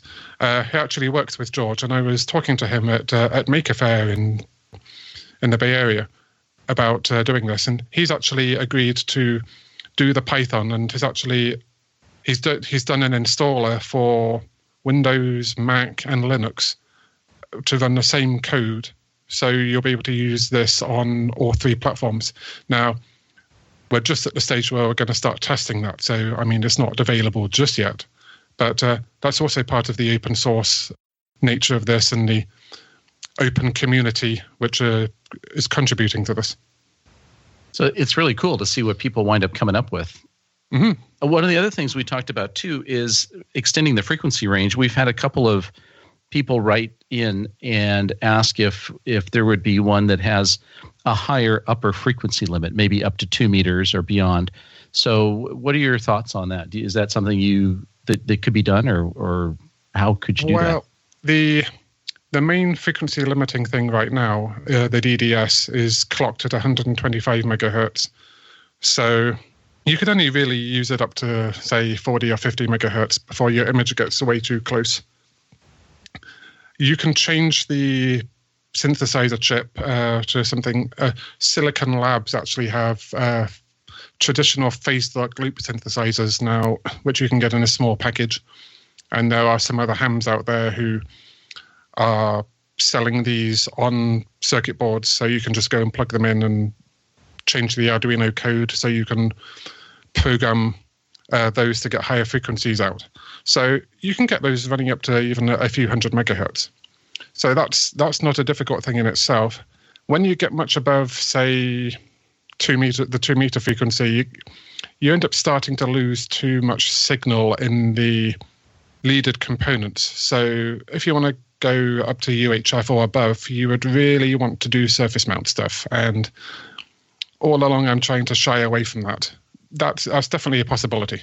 Yeah, I work with a ham, and this is a guy who builds all of his transceivers from scratch. I mean, he has a double E background. He's a software engineer now, and when I met him, we were talking about filtering and modeling filtering, and he was mentioning to me, and it's one of the things, especially as you're getting into this, you don't think about. But he kept mentioning, he's like, yeah, as you start to go up in frequency, by the time you get to UHF, the capacitance in your traces on the board start to interfere with your signal.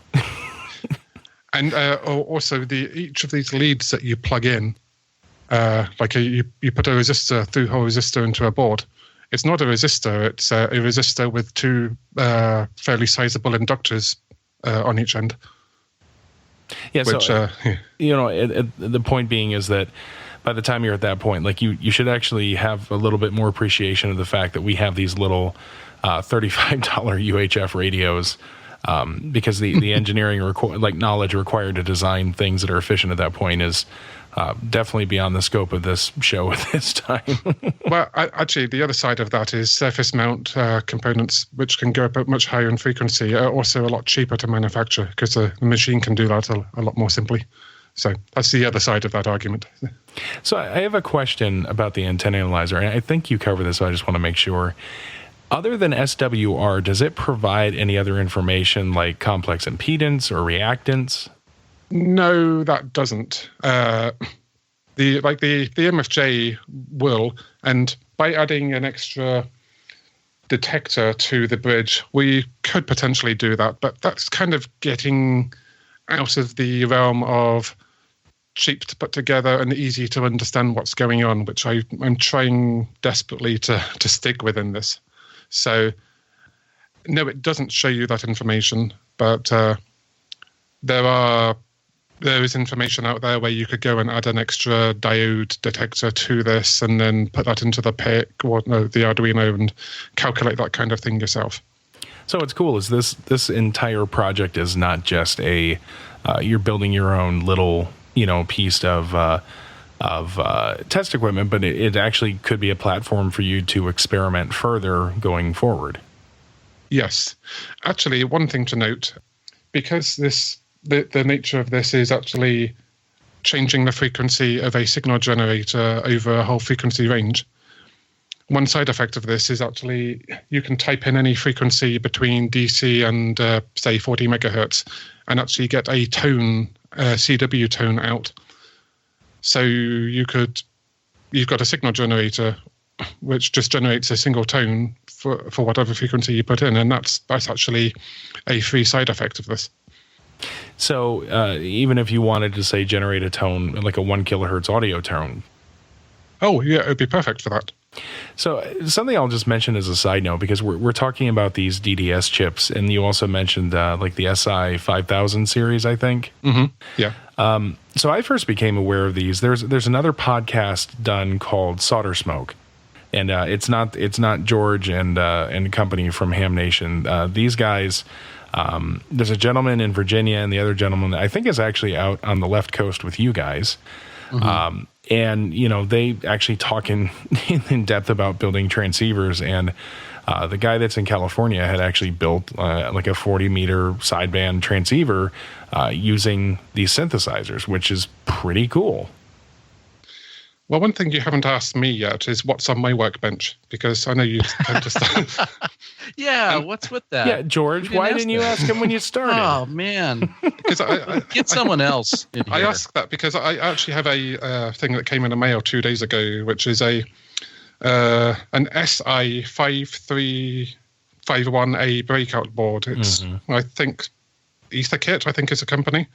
They actually have this Silicon Labs chip, which will generate, I think this one goes up to maybe 150 megahertz or something like that. So that's kind of on my line of thinking for going further down the line. What device is that? It's the SI 5351A. It's a breakout board, and the company is etherkit.com. So what's funny is that crosses over the Solder Smoke comment, because Bill Mira, who's the main host of Solder Smoke, by the way, great podcast, on his show notes page, he mentions all the topics of the last show. And the last show they posted was July the 2nd, episode 188. And in there, one of the topics that they talk about is the SI 5351. And the note in the show notes is SI 5351S in the new Elecraft KX2. So you might already have a 5351 on your bench soldered in place. Well, there's a reason why these are used. I mean, okay, so this board that I've got is actually, like I said, the surface mount stuff's already been done. But there's a reason that, say, this DDS and this SI Silicon Lab stuff is available for so cheap right now, is because this is actually commercial grade equipment. I mean, fairly high, decent specs, high performing equipment, which is just sold by the bucketful to cell phone manufacturers and people like that. So there's a reason why high performance equipment is definitely available to us hams for a lot cheaper than it used to be. So I'll mention real quick, Adafruit also carries a breakout board for this that's rated at 8 kilohertz to 160 megahertz, and it's only $8.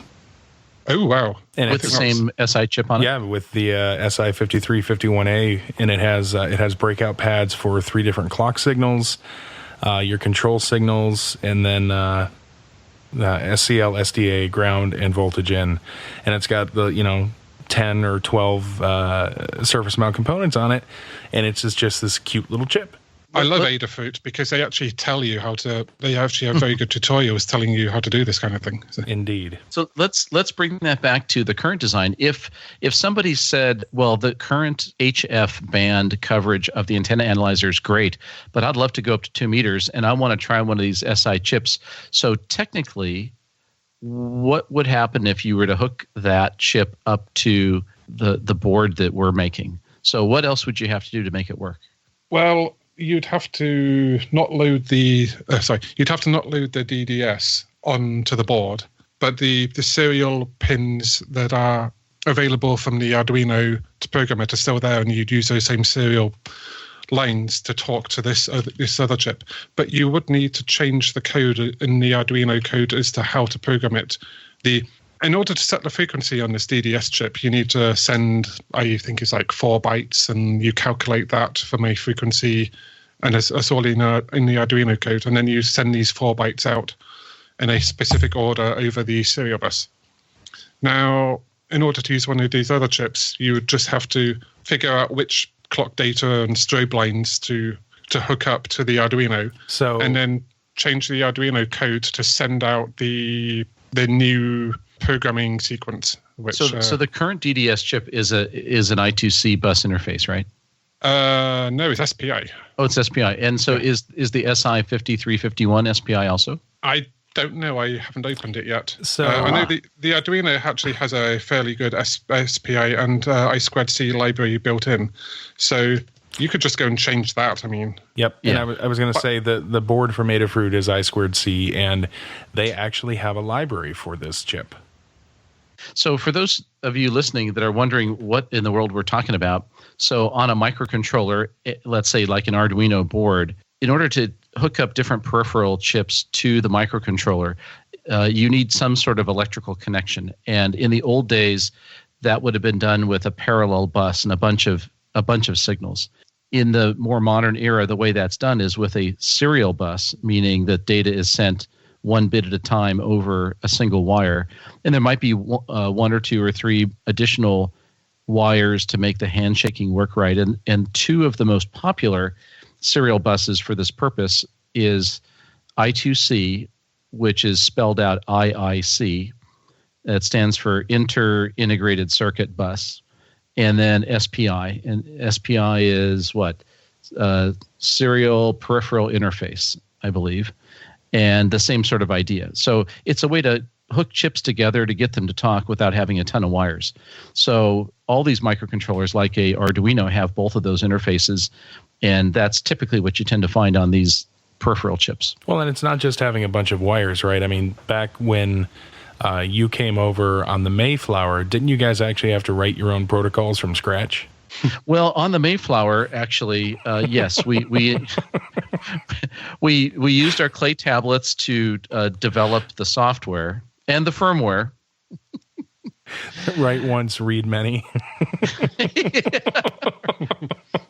It was a write-only memory, actually, at the time. Yeah, well, that was a tough voyage, but live and learn.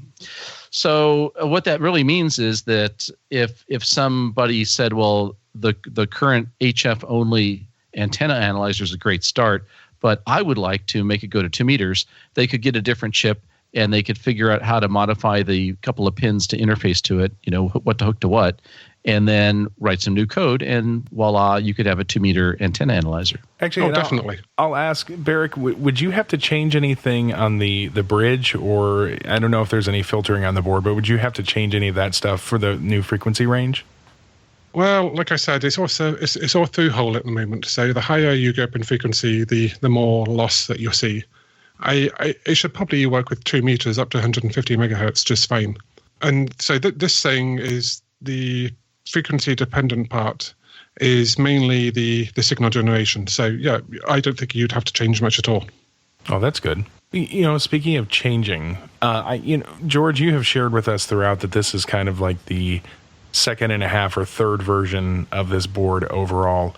So Barrick, what are some of the things that have changed for the version that you have been working on for us versus the last one that you had published? The Arduino is the big change, because it used to be the PIC and it had the FTDI chip USB controller on there, which is a surface mount part, which I'm glad to get rid of. It's a good part, but surface mount, eek. So the Arduino is a big change for this. Right now, I also added a new button that says mode, and as yet, there's nothing in the software to actually service that button, and that's kind of a future plan to try and maybe have some of the band edge displays built into this, so you don't have to use a computer for that. But the main difference between this and the old version is the move to the Arduino. Actually, one good thing about going to the Silicon Labs chip, you could actually get a higher voltage level out of there. So at the moment, the signal coming out is actually fairly low level. So if there's a strong local station, it could kind of get in there and distort your measurements a little bit. But so actually moving to the high frequency part will actually allow you to, and it's because it's giving TTL output levels instead, will actually allow you to have a higher power, which gives you a bit more immunity to that. So that's just something that just occurred to me about moving on. A couple of physical characteristic things that I don't think we've discussed yet is what's the RF connector on this? BNC. Okay. And how do I power this thing? I know I asked George that in a previous episode, but how do I power it? And is there regulation on the board, things like that? There's a 12-volt regulator on there, which is one of these LM7812 regulators, which have been... George probably saw one on the Mayflower when he was coming over. They're very old. We had a lot of valves on the Mayflower, I'd like to remind you. So there's actually a regulator on there. So you could probably put in maybe up to 16 volts. Although that regulator does get quite warm because it's not the most efficient one. But you could also power it through the USB socket. If you're not plugged into a computer, the USB socket is just hanging there, and you could put 5 volts into that. So one of the things that I often would do is you get one of these little phone chargers. It's got like a bunch of lithium cells in there, and they put 5 volts out, and the idea is you use them to charge your cell phone while you're out and about. Well, using one of those is a perfect power source for this because it'll run quite well off that 5 volts going into the USB port. Oh, it's like one of those portable batteries, like Anchor sells on Amazon. Anchor, yes. Mm-hmm. Yeah, Anchor are the big name in those. I think I own about 3 of those around the shack. They're so useful. But yes, you can use those, no problem. Like I use one of those for my D-Star hotspot as well. So there's always one on the desk somewhere. So is there an opportunity to maybe use, say, 2 18650 cells in series to give you like 7.2 volts to power this? You could do that, and you would feed that into the regulator. If you feed it from 5 volts and from the USB socket, that has to be 5 volts because there's no regulation on board for that. But the 12 volt one, I think the 7805, I think you need at least 7 volts for that. I think it has about... The spec for those regulators always say you need 2 volts of headroom over the output voltage. So yes, per the spec, you want 7 volts in. But the reality is if you put in 6 volts or even 5.5 volts, you'll get out a reasonable level. I mean, it may drop to 4.5 volts coming out, but everything will still work at that level. Yeah, the thing still functions there. So. Yeah, so you can use, let's say, a bank of 4 AA batteries, I'm guessing would work fine. Yeah. If you really wanted to get fancy, you could use like a single AA cell with a boost converter, make your own board for that. Mm-hmm. Or you can probably find off eBay a boost converter which goes from like 1.5 to 5 volts. And make your own thing so you can feed off a AA cell for a short time. Remember that in addition to the Arduino and the synthesis chip, that neither of which draws that much current, the display has a backlight, and that's going to draw some current. Yeah. But you could always put a switch on there to turn the backlight off if you wanted as well, if that was important out in the field. There you go. Rev A, Rev B. You can add all these little features. Well, actually, a good question I have is on the board, are there any exposed extra GPIO pins? Because in the software, it'd be very easy to do that. But is there a way that somebody could plug a switch in without having to rewrite the board? For the GPIO, there are some pins available because the Arduino itself is a dual inline thing, so all these unused IOs are actually just down onto the board, so you could just go and solder onto one of them. It's not like trying to solder onto a pin in the middle of a BGA or a board grid array. And actually to that point, what model Arduino did you base the design on? We wanted something small and cheap, so it's the Arduino... George helped me find this. It's the Arduino Pro Micro. That's the one, yeah. Arduino themselves don't sell this, but SparkFun do. And there's cheaper versions you can find generically out of China. Mainly the thing we were looking for was the smallest possible footprint that had a USB jack on it. And enough IOs. Yeah. So, and to your earlier question, Jeremy, there are no unused pins that are brought out to separate solder pads, although that could be done. So if you think that would be useful before we go to the final production board, we could pull out, 3 or 4 extra pins and just have a trace running to a unpopulated hole if you wanted to add some future feature to one of those pins. I don't know how important that is because these pins are right there, and on the Arduino themselves, they're labeled. Well, you could, like you said, you can tack solder to one of the pins on the bottom of the board, but if it was routed to a solder pad, it would make it that much easier, and there's enough real estate to do that on the board. Or a solder pad, or even some headers, which granted, headers make the cost of the board go up. Well, it's not so much the cost of the board. The problem is that there's no physical real estate. There's no room to put a header. There's like no room to put a header on the board. I'm looking at where the Ham Radio 360 logo is right now. We could, never mind. No, that's an essential component of the circuit board. Although you could put a header, you could put like a header on the bottom, like a 90-degree header, and pull a cable off if you want to do that. That's true. Or even because I know the board, obviously it has, I'm looking at it, it looks like it's, 26 pins or so total. Like you said, it's dual inline. It's 20, should be 24. Okay. The module's 24 pins. Okay, I was just rough. I wasn't counting, I was eyeballing. I'm actually impressed that I got it within 2. So, obviously not all those pins are being used. And so, like you said, you can either solder to the back of the Arduino board, or presumably you're going to have headers where that plugs in, and then each one of those would be would be soldered to the board. That's right. So the Arduino module itself comes with holes, and you get a little header, and you would solder the header to the motherboard, and then you drop the Arduino over those pins and solder it in place, so it's permanently mounted in there. Well, yeah, yes. And if that's the case, then that means there actually still would be the opportunity to solder like hookup wire to the unused, like the holes where you don't have header pins in, or you could actually technically solder a header pin in there and just have it go up instead of down. So right. I think there are plenty of options for getting to those unused pins, because if you did want to, that's the cool thing about this with the software. If you wanted to get in there and add a couple of buttons that allow you to cycle through some preset frequencies, because I mean, truthfully, you guys are both active portable operators. I used to be. The long and short of it is, when I went out and worked 20 meters, I was always in the same third of the band, and so I was always using the same frequency to check my antenna against. Mm-hmm. Mm-hmm. Yeah. So I can certainly see where, if you're already, let's say you're always operating on 20 and 40, you could hook up 2 buttons to 2 of the unused pins.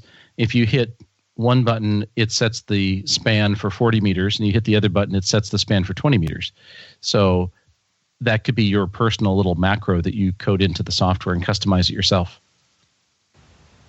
Cool. Yeah, it would be good. It would be good if maybe if once other people have actually had a chance to play with us and look at us, and if they come up with ideas for improvement, if we could have a community or a forum or something like that, if people wanted to publish and share their ideas and what they've done. I don't know. Well, I'm hoping what they're going to do is share their experience on the Facebook site. I'm sure they'll do that on the Ham Radio 360 Facebook site, and show what they did, even if it's building the stock thing, or maybe they customize something and share the code, or share design changes. Because if we wind up making a bunch of these things, and they all go out, and then there's a bunch of good suggestions for making an improved version, or maybe one with the SI chip, then we could go ahead and make another version with those new improvements. And what I'd also like to see is, maybe it would make sense for us to get a GitHub, so we can have a place where the code actually lives, and people can contribute options or add-ons, or could even fork it. Right. Oh, perfect. Yes. That just goes to show how much we plan this out. We don't have it all figured out. We're doing it live, and that's the beauty of it. This is kind of organic. I want people to be able to build on it and experiment. One of the reasons I got so excited about this was I loved your idea of building the antenna analyzer for cheap, and getting people to get some hands-on experience, learn a bit more about firmware and software and hardware, and then say, okay, now I have an antenna analyzer for not much money. what's the next thing? And maybe I'll build some other little piece of test equipment. Maybe it's a function generator, or a power supply, or a power monitor, or a thing that keeps you from leaving your soldering iron unattended for 2.5 weeks. Did he tell you about that? No, I you know, I want to I embarrass you in front of our friends. You mention it in the. Oh, sorry. I heard you mention it in the last podcast, Jeremy. Oh, that's right. You mentioned it to our thousands of listeners. Yeah. Actually, but when I was like I said, when I was a teenager, I was into electronics, and I had a workbench in my bedroom, and come to clean up after a long weekend of doing stuff, and grabbed a soldering iron to put away, and that's been on for the last day, and I could almost see Weller emblazoned into my hand for the next week. So we've all done that kind of thing. Yes, we have. We talked about seeing if there's a way to possibly do an episode about designing in real time how you would use a microcontroller to keep that from happening again. Yeah, we got to do that. We do. Oh, and I'll share with people, because I actually talked to Hako this week to see if I could get a replacement pencil, and the pencil replacement with no tip is only like $10 cheaper than the whole, like replacing the whole soldering station. So I guess I was going to go buy the $300 one that has the automatic safety stuff, but I think I'm going to replace it with an 888D, and then we will figure out a way to build something. Or you could go and get a Metcal. Get a Metcal. Yeah. Well, Metcals are great, but are they expensive? They're really expensive. Those are like the Elecraft of the soldering world. I picked one up cheap from somewhere, and it's actually got a little hex key you put on the side, and if you leave it in the default state, it will turn itself off after half an hour. So describe what is so magical about a Metcal soldering iron, Jeremy. I don't know. It's one of those things, like I hear graybeards talking about them. I have no idea. Everybody's like, oh, Metcal. Well, the thing heats up when you need it. It's normally not hot. The current isn't necessarily. It's not just feeding DC current into the bit. They're actually using some RF induction directly into the tip. So there's no conventional heating element. Yeah, they use some induction into the tip. So I think it's a very small localized element rather than having a big DC coil. There you go. You can operate your soldering iron on 20 meters if you. Yeah, I was about to say, does that give off RF? Well, living in my city lot, I can't really tell the difference. I mean, I have an S7 noise floor at the best of times. I used to have that when I lived in DC, so I very much feel you. Now you're living in AC? Whereas George and I live in the middle of the Silicon Valley, so yeah, we both share that pain. Exactly. All right. Well, so I think that covers all the basics. Is there anything else that we haven't covered yet that you think would be important to bring up, Eric? I don't think so. Although one thing that was kind of on the list for a future enhancement, I guess, would be sticking another socket and another diode detector on there. You could actually use it for getting through line measurements, so you could use it for measuring filters and cables and things like that to measure loss. That would be a relatively simple addition to this. The nice thing is that by the time we get to Rev 6, we're going to have our own portable spectrum analyzer with a tracking generator. And the board will be about the size of a car. Well, actually, we had talked about something kind of like that. If you have an SDR and a signal source, you can make something like that. For those of you in this neck of the woods, I'm actually going to be giving a presentation at Pacificon about how to do that using a noise source and a $20 noise source and a $20 SDR and a $10 directional coupler to actually have a spectrum analyzer, antenna analyzer, filter measurement system, all for under, say, $50 again. Is that a magical number? $50. $50 I'm going to be giving a presentation on that at Pacificon coming up in October. So if you're in the area, come and join us. Hey, that's a great idea. I really wish I could come. You should. So by the time the dust settles, there could be a whole K6BEZ RF test equipment on the cheap set of things that people could build. Wouldn't that be awesome? Actually, I do want to correct you on something there. It's not cheap. It's low cost. It's low cost. Thank you. Is right. That is right. Good value. Crazy bargain. Excellent point. You don't say cheap, because cheap implies, well, poorly engineered.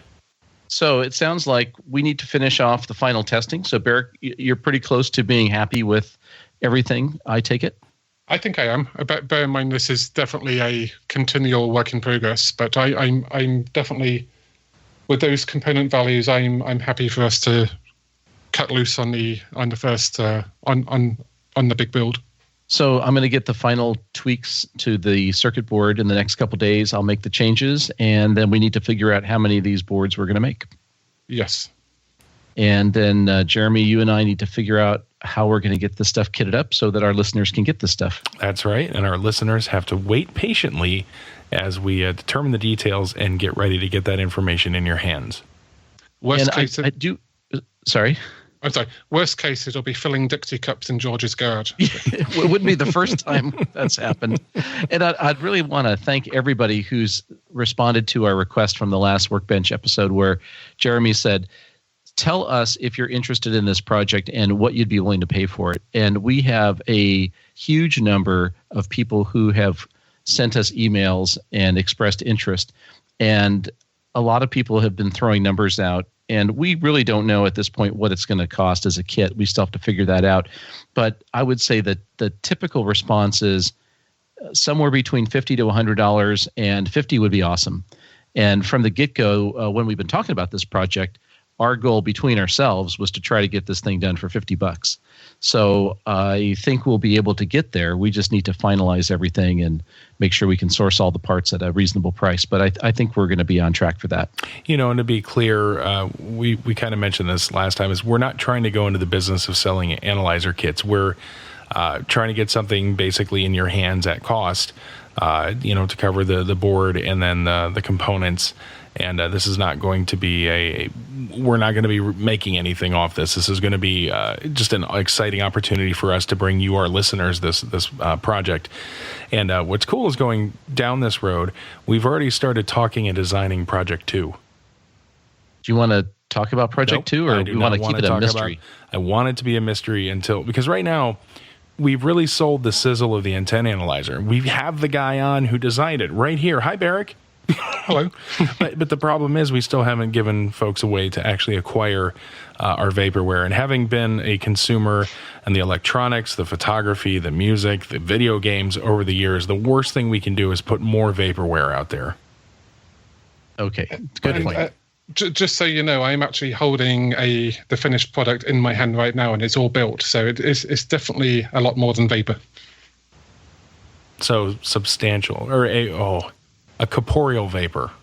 Yeah. I don't know. Because that's great that you've got one. It's kind of. Are you getting the corporeal vapors there, my friend? It's been a long week. It's kind of like the triple point right now. It's all three states of matter at the same time. That's impressive. Sorry. Yeah. All right. Well, with that, I think we've covered everything. So, Barrick, thank you so much for spending the time. And on behalf of the listeners, thanks so much for designing this thing and making it work. And we can't wait to get into people's hands. I've got one more thing. Of course you have one more thing. Of course. But in all fairness, I mean, Barrick kind of called us out earlier, and he's right. We should have started this whole thing by saying, what's on your workbench? And I know you mentioned one box that's sitting on your workbench, but Barrick, what's on your workbench? Well, I have this funny little thing called an antenna analyzer, which you guys have been talking about for the last month or two.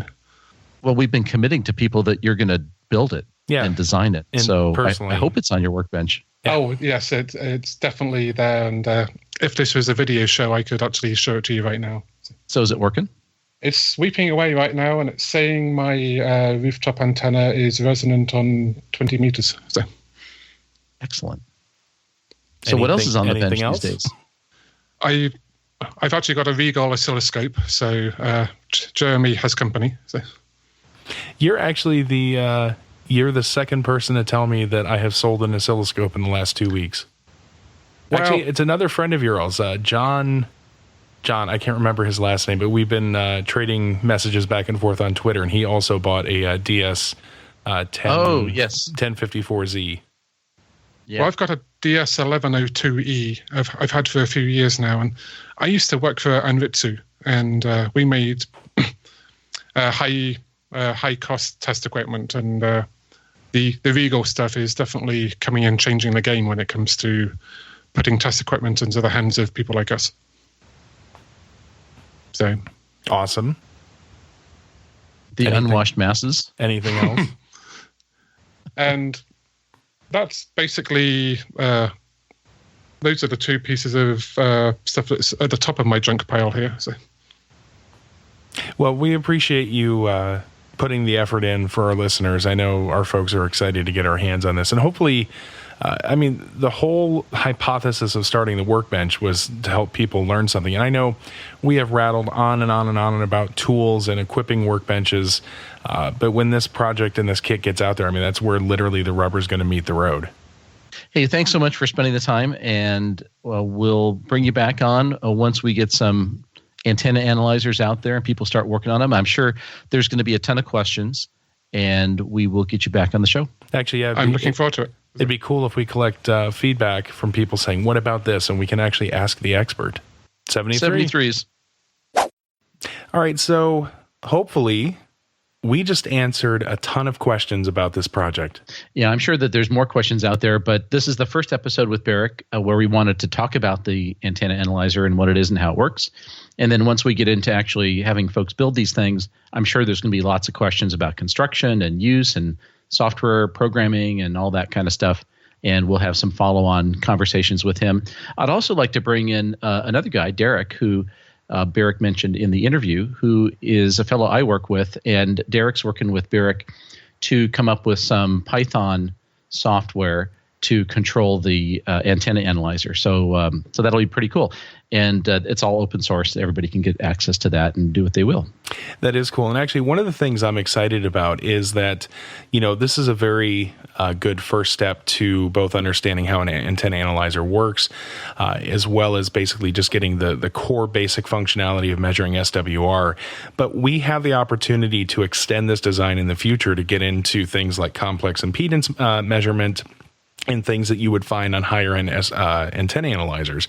And that's one of the things that's really excited about this project is that it is extensible. Well, yeah. And in fact, the most important thing you want to get out of this, well, you get two things. One is you'll get a working antenna analyzer. That's useful. But you'll also get to understand the building blocks. So when you want to build your own project, like a signal generator or an audio generator or something else, you can use this as a reference design and then make modifications to it to tailor it for the new project you want to work on. All right. So let's move into the Q&A section of the show. Yeah. So this week we have one question that I thought was really good. It's actually a multi-part question. So this one comes from David, N4DPH, and he has a question about portable wire antennas, specifically an end-fed half-wave antenna being used with a FT817 radio. The question really circles around the use of sloper antennas. And his first question is, with a sloper antenna, what is the direction of radiation? And we should probably describe what a sloper antenna is. What is a sloper antenna? What is a sloper antenna? So a sloper antenna is typically a wire antenna, which has one end of it at or near the radio on the ground, and the other end of it is going to be hoisted up into a tree or on a building somewhere. And sometimes people put up slopers as permanent antennas, but they're often used for portable because you're at the park and you could lob the end of a wire up in a tree, and then that wire antenna slopes down to where your radio is and you feed the end of the wire. So that's a sloper. So his question is, number one, what's the direction of radiation on a sloper? You'll get more of a lobe towards the bottom of the sloping part of the antenna. In other words, back towards the radio will be where there'll be the majority of the radiation lobe. But it's not a lot. It's not like a big amount of gain in that direction, but it will have a little bit of directionality. And I really don't know what the difference in actual dB is, but I would think it's probably on the order of a couple of dB. I don't think it's much more than that. So you're basically saying, again, if the wire is pointing north, it'll be 180 degrees on the compass from the direction the wire is pointing. So slight directionality. Another question that I have is, obviously, if you put the feed point directly below the end of the wire, it becomes a vertical. And if you were to make the two in the same plane, it becomes a horizontal. So do the same gain relationships exist? In other words, the more vertical it gets, you're losing dB against folks using a horizontally polarized antenna? I'm talking about a vertical antenna is going to be 30 dB lower to a horizontally polarized antenna. In ground wave, yes, but not in skywave, because in skywave, the signal will be rotating as it bounces off the ionosphere. So polarization doesn't really matter. So the horizontal versus vertical, 20 to 30 dB difference, that comes up if you're line of sight. So if I have, let's say, a 2 meter vertical and a 2 meter horizontal antenna, and I could see the other site across the valley, there will be a significant attenuation because they're not in the same polarization. On HF, when the signal is bouncing off the ionosphere, it's going to rotate. And so the polarization really doesn't matter so much. I had no idea. Yeah, it's really not predictable. The big difference in horizontal versus vertical polarization for an HF antenna, the dominant issues are different. The dominant issue is a vertical antenna will have a lower angle of radiation. So in other words, it's going to be kind of shooting to the horizon. Whereas a horizontal antenna, if it's low towards the ground, will tend to bend the radiation pattern upward, making maybe an NVIS antenna, a near vertical incidence skywave, meaning it's going to point the radiation pattern up. If you get it high enough, it won't do that, of course. If you get it high enough, then it'll also go towards the horizon. But verticals are kind of better for low takeoff angles. The other consideration is noise, because noise is vertically polarized, and a vertical antenna will be a much better way to receive noise than a horizontal antenna. In other words, horizontal antennas will be quieter. This is especially true in an urban environment. So those are really kind of the big horizontal versus vertical thoughts in HF, more than it is the polarization from a attenuation perspective. Well, this topic leads perfectly into the second part of the question, which is there an optimum angle to set the slope? Well, and the answer really is no. There's no optimal angle. I suppose if there's one direction where you want your signal to point, you would put the bottom of the sloper in that direction, and there would be some very small amount of gain, if you will, in that direction. But I don't think it's enough to really make a whole lot of difference. It also depends on how much of a slope. If you take a vertical antenna and you tip it 15 degrees, it's still going to look like a vertical antenna. If you tip it down to close to the horizon, now it's a horizontal antenna. So there will definitely be differences in these extremes. So it really depends on how much of a slope you're applying to it too. All right. Question 3 is, should I use a ground stake or a counterpoise? Now, before we answer this, one of the things that I have always challenged you on, especially when the Pac-10 Mini came out, is everybody always talks about, oh man, I just threw a wire up in a tree. Okay. And we talk about end-fed antennas. And I understand a little bit of the physics behind an end-fed antenna, but where is the ground? That's the part that always messes with my head. Where's the other part of the antenna? Where's the coupling happening? Because as I understand it, if you don't have a ground on an end-fed, you're basically using the coax shield as the rest of the antenna. So what happens is the energy as it's going up the coax to the antenna, you really are creating a very high frequency alternating current, if you will, an RF signal. And that signal exists between the outside of the inner conductor and the inside of the shield, or the outer conductor. So that's where that RF potential is, that's traveling up the coax towards the antenna. When it gets to the end of the coax, where the antenna is, if you have a dipole, then there's a natural place for each side of that AC, if you will, signal to go to, quarter wave on either side of a half wave dipole. If you only have a quarter wave hooked up to the center conductor and nothing hooked up to the shield, you just don't hook anything up at all, then what happens is the signal is going to try to work against something. And in the absence of an element that you put there for it, like another quarter wave hooked up to the shield, what happens is you'll get current flowing down the outside of the shield back down towards the radio. So the shield essentially becomes the counterpoise to the part of the signal that's going to the main radiating wire. So if you have a 20-foot piece of coax going from your radio to, let's say at the end of the coax, you just connect a wire to the center conductor and don't do anything to the shield. Aside from the fact that the impedance will be nuts, you're going to have current flowing down the outside of the jacket heading back towards the radio. So that's not efficient. It's not the right impedance. And if it's enough energy, like the power output is high enough, it will actually cause radio frequency interference in the station itself, maybe even causing the radio to shut down or other problems at the station. So the part of this question specifically was, should I use a ground stake or counterpoise? And generally for, coupling to the ground is hard in the best of conditions. Most of the soil conductivity in the United States just is not really conducive to this. So taking a ground stake, and when I read this, I'm thinking like, at best, like a heavy duty tent stake is not going to give you any meaningful connection, coupling to ground. So using a counterpoise is definitely your best option. And of course, when you are using a counterpoise, ideally you want to keep it above the ground. You don't want it physically touching the ground, but obviously in portable operations that may not be possible.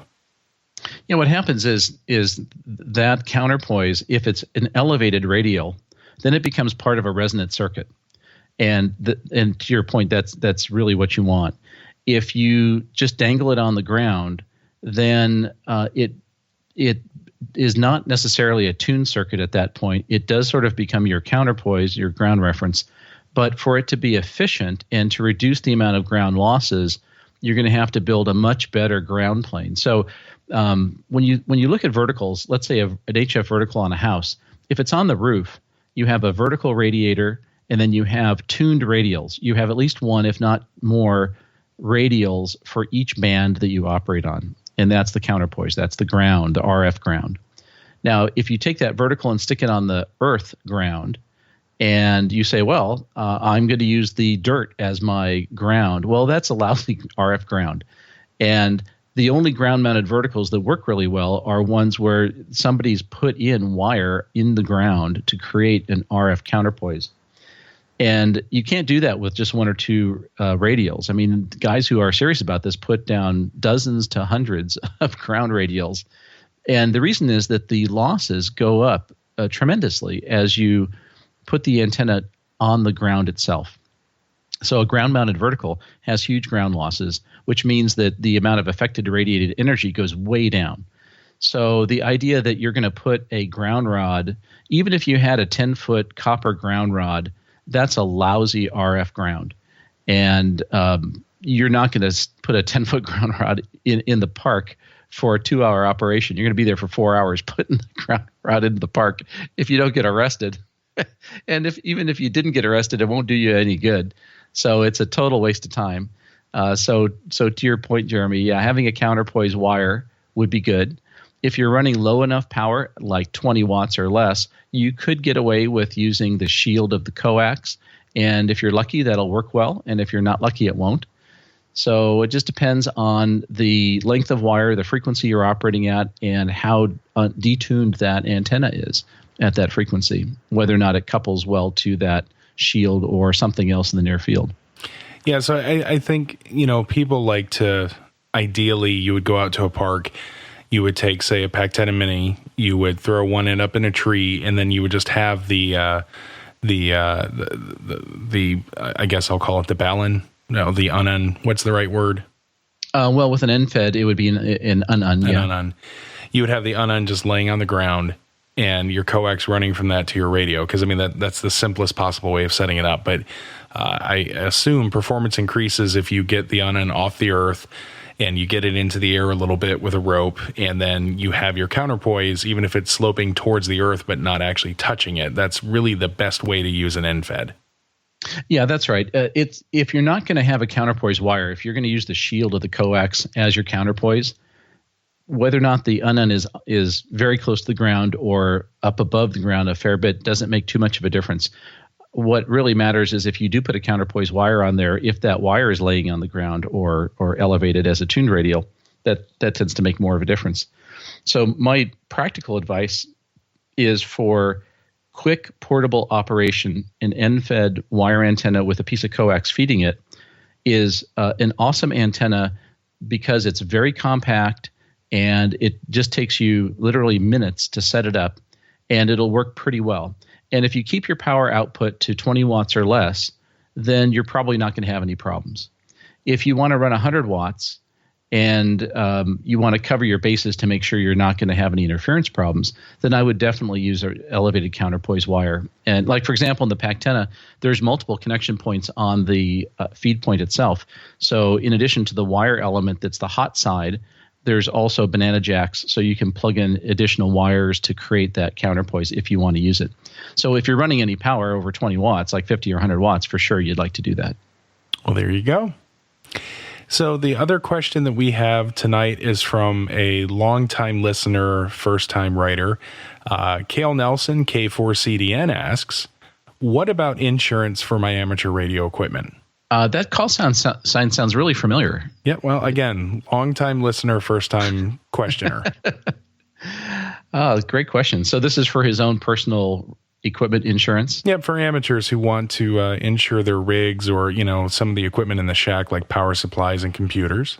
Yeah, great question. We have insurance for our ham radio club's repeater equipment because we have a lot of equipment and we wanted to make sure that we were covered. But the main reason we have insurance for our repeater equipment is because the people that own the radio sites where our repeaters are located require liability insurance. So we had to get like $2 million of broad liability to cover that, which for us costs about $350 a year, something like that. So for a club, it's not that bad. I think, it's a little pricey if it was just for myself, but for a club, it's okay. Now, of course, and we've had that for many years. But that's liability insurance, whereas I think Cale's more asking about, say, for instance, my shack gets struck by lightning or I lose my equipment in a hurricane. Right.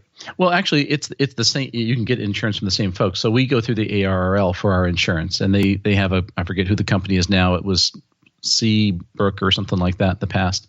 Have you looked at the pricing for your home station? I have not. So I know many hams that I've known have insurance through the league. It's very affordable. It has like a $50 deductible.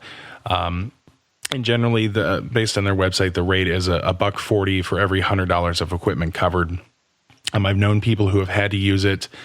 It covers theft from an unattended vehicle, things like that, as well as like your home stuff. My guess is you actually have to declare everything on there like most insurance policies require. The one thing I don't know is, do you have to be a league member to get this insurance? That's a good question. I don't know. I'm a league member and we signed up for the insurance. So I don't know if it's a requirement or not. Probably is, I would think. Well, you can find more information at arrlinsurance.com, or you can use your favorite search engine to search for that. Now, there is another option that's not through the league, and this is actually how I have my stuff covered. And this is a broader policy approach that which, first of all, we're not giving professional insurance advice, nor are we licensed or qualified to do so. We're just passing on things that we have either heard or done ourselves. Do not take this as financial advice. Your mileage may vary. Do at your own risk, et cetera, et cetera. So I don't know. I don't really know the history of this, but so as long as I have lived outside of my parents' home, I have always had a policy called an inland marine policy. Have you ever heard of this? I've never heard of that. Is that a generic name or is that a brand? No, I think it's a generic name because it describes like an inland marine. So that sounds silly. And I don't know if other insurance companies, like if that's actually a term of art or if that's just my particular insurance company's version. But so, for instance, I'm a homeowner and I have to pay homeowner insurance. And every homeowner policy comes with some broad categories. So things like jewelry or firearms or electronics or computers. And you'll get some basic coverage in these categories at very low rates, like, $1,000 or $2,000 per category. And then you have the ability to purchase what I think are commonly known as riders, where you can increase coverage in those categories. But the problem is, it's a good rate and everything, but say somebody breaks into your house and steals all your radio equipment. In order to be made whole for that, you're actually making a claim against your homeowners. So at least my insurance company, and I'm sure several others, offer this inland marine policy, which is a policy for protecting your whatever you schedule. There is a schedule for it with individual items and cost and whatnot. And in my case, it protects against theft, destruction, accidental damage, etc. I pay under $300 a year for it, and I have quite a large number of things scheduled on it. And I've been pretty specific. Like I actually even have SD cards and power cables on my schedule because you don't think about that stuff. But if I were to have a house fire, replacing all that stuff would add up when you're looking at replacing 20 SD cards, for instance. But it's incredibly affordable. I've never had to make a claim against it, thankfully. But that's another strategy that you could schedule your amateur radio equipment either as part of a homeowner's or rentals policy or on a separate policy such as an inland marine. And so that would cover any ham radio equipment that would be inside the house? In my case, so for instance, back when I was a more active musician and I had my guitars on there, my guitars for my particular policy were covered if they were stolen in the home, destroyed in a fire in the home, or if I decided to go pull a Pete Townsend while doing a performance. So what about things like a tower or an antenna and that sort of stuff? So I don't know. That's actually a good question. I know that with the league's policy, I think you can schedule all those things. I don't know about an inland marine because some of those things may be classified as a structure. I'm sure the antennas could be covered, but the tower itself may be considered or classified as a structure, and that may be handled completely differently. I don't know. Again, this is not actually advice or anything that you should go follow, and we are not equipped, licensed, or just forget you heard any of this, really. And we assume no liability whatsoever. This is not professional financial advice, and any other disclaimers I can think of to add. So I think that will just about wrap it up this week. Yeah, I think that's about it. I think we covered a lot of territory today, and I'm really looking forward to people getting their hands on the antenna analyzer and starting to build that stuff. And we'll be back with more content about that in some subsequent shows. And next week we will have the return of the flagship Ham Radio 360 podcast episode. And the week after that, we will be doing episode 9 of the Workbench, which will be the freestyle episode where we will be talking about how to create an idiot switch for your soldering station so you don't burn your house down like I might have. And in the meantime, remember, for all of your electronics, tool, and project component and bits and bobs needs, check out our friends at mcmelectronics.com. Save 5% on your order with the code RADIO5. That's mcmelectronics.com, and that code is RADIO5.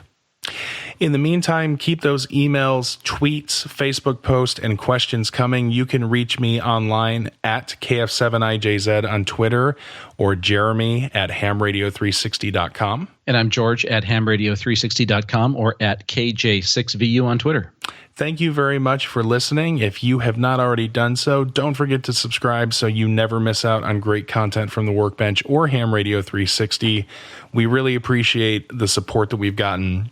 I think just to make a mention here in episode 8, I think the response and the listenership continues to grow, and we really appreciate that because that just encourages us to continue doing what we do for you guys. Thanks so much for listening. We'll see you in 2 weeks. 73.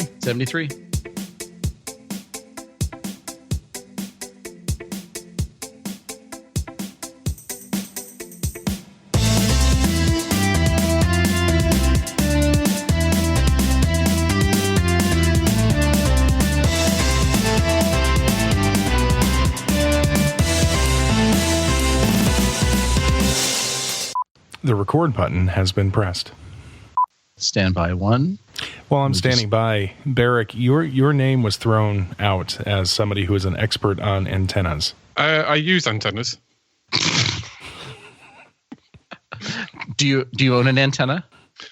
Probably more than my wife knows about, yes. Yeah. Okay. So you are now an expert. Qualified. Check. What the hell is beeping in here? I don't know, but you better answer it. Sorry. So then Sorry. It sounds like...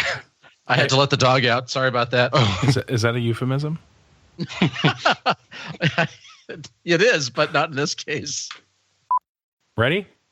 Go. All right. Welcome back to Ham Radio 360. No. You can put the in there. I would put the in there. I'm going to. That's why we're okay. Beep. Okay. And in the meantime, hang on. I gotta go let the dog go wee.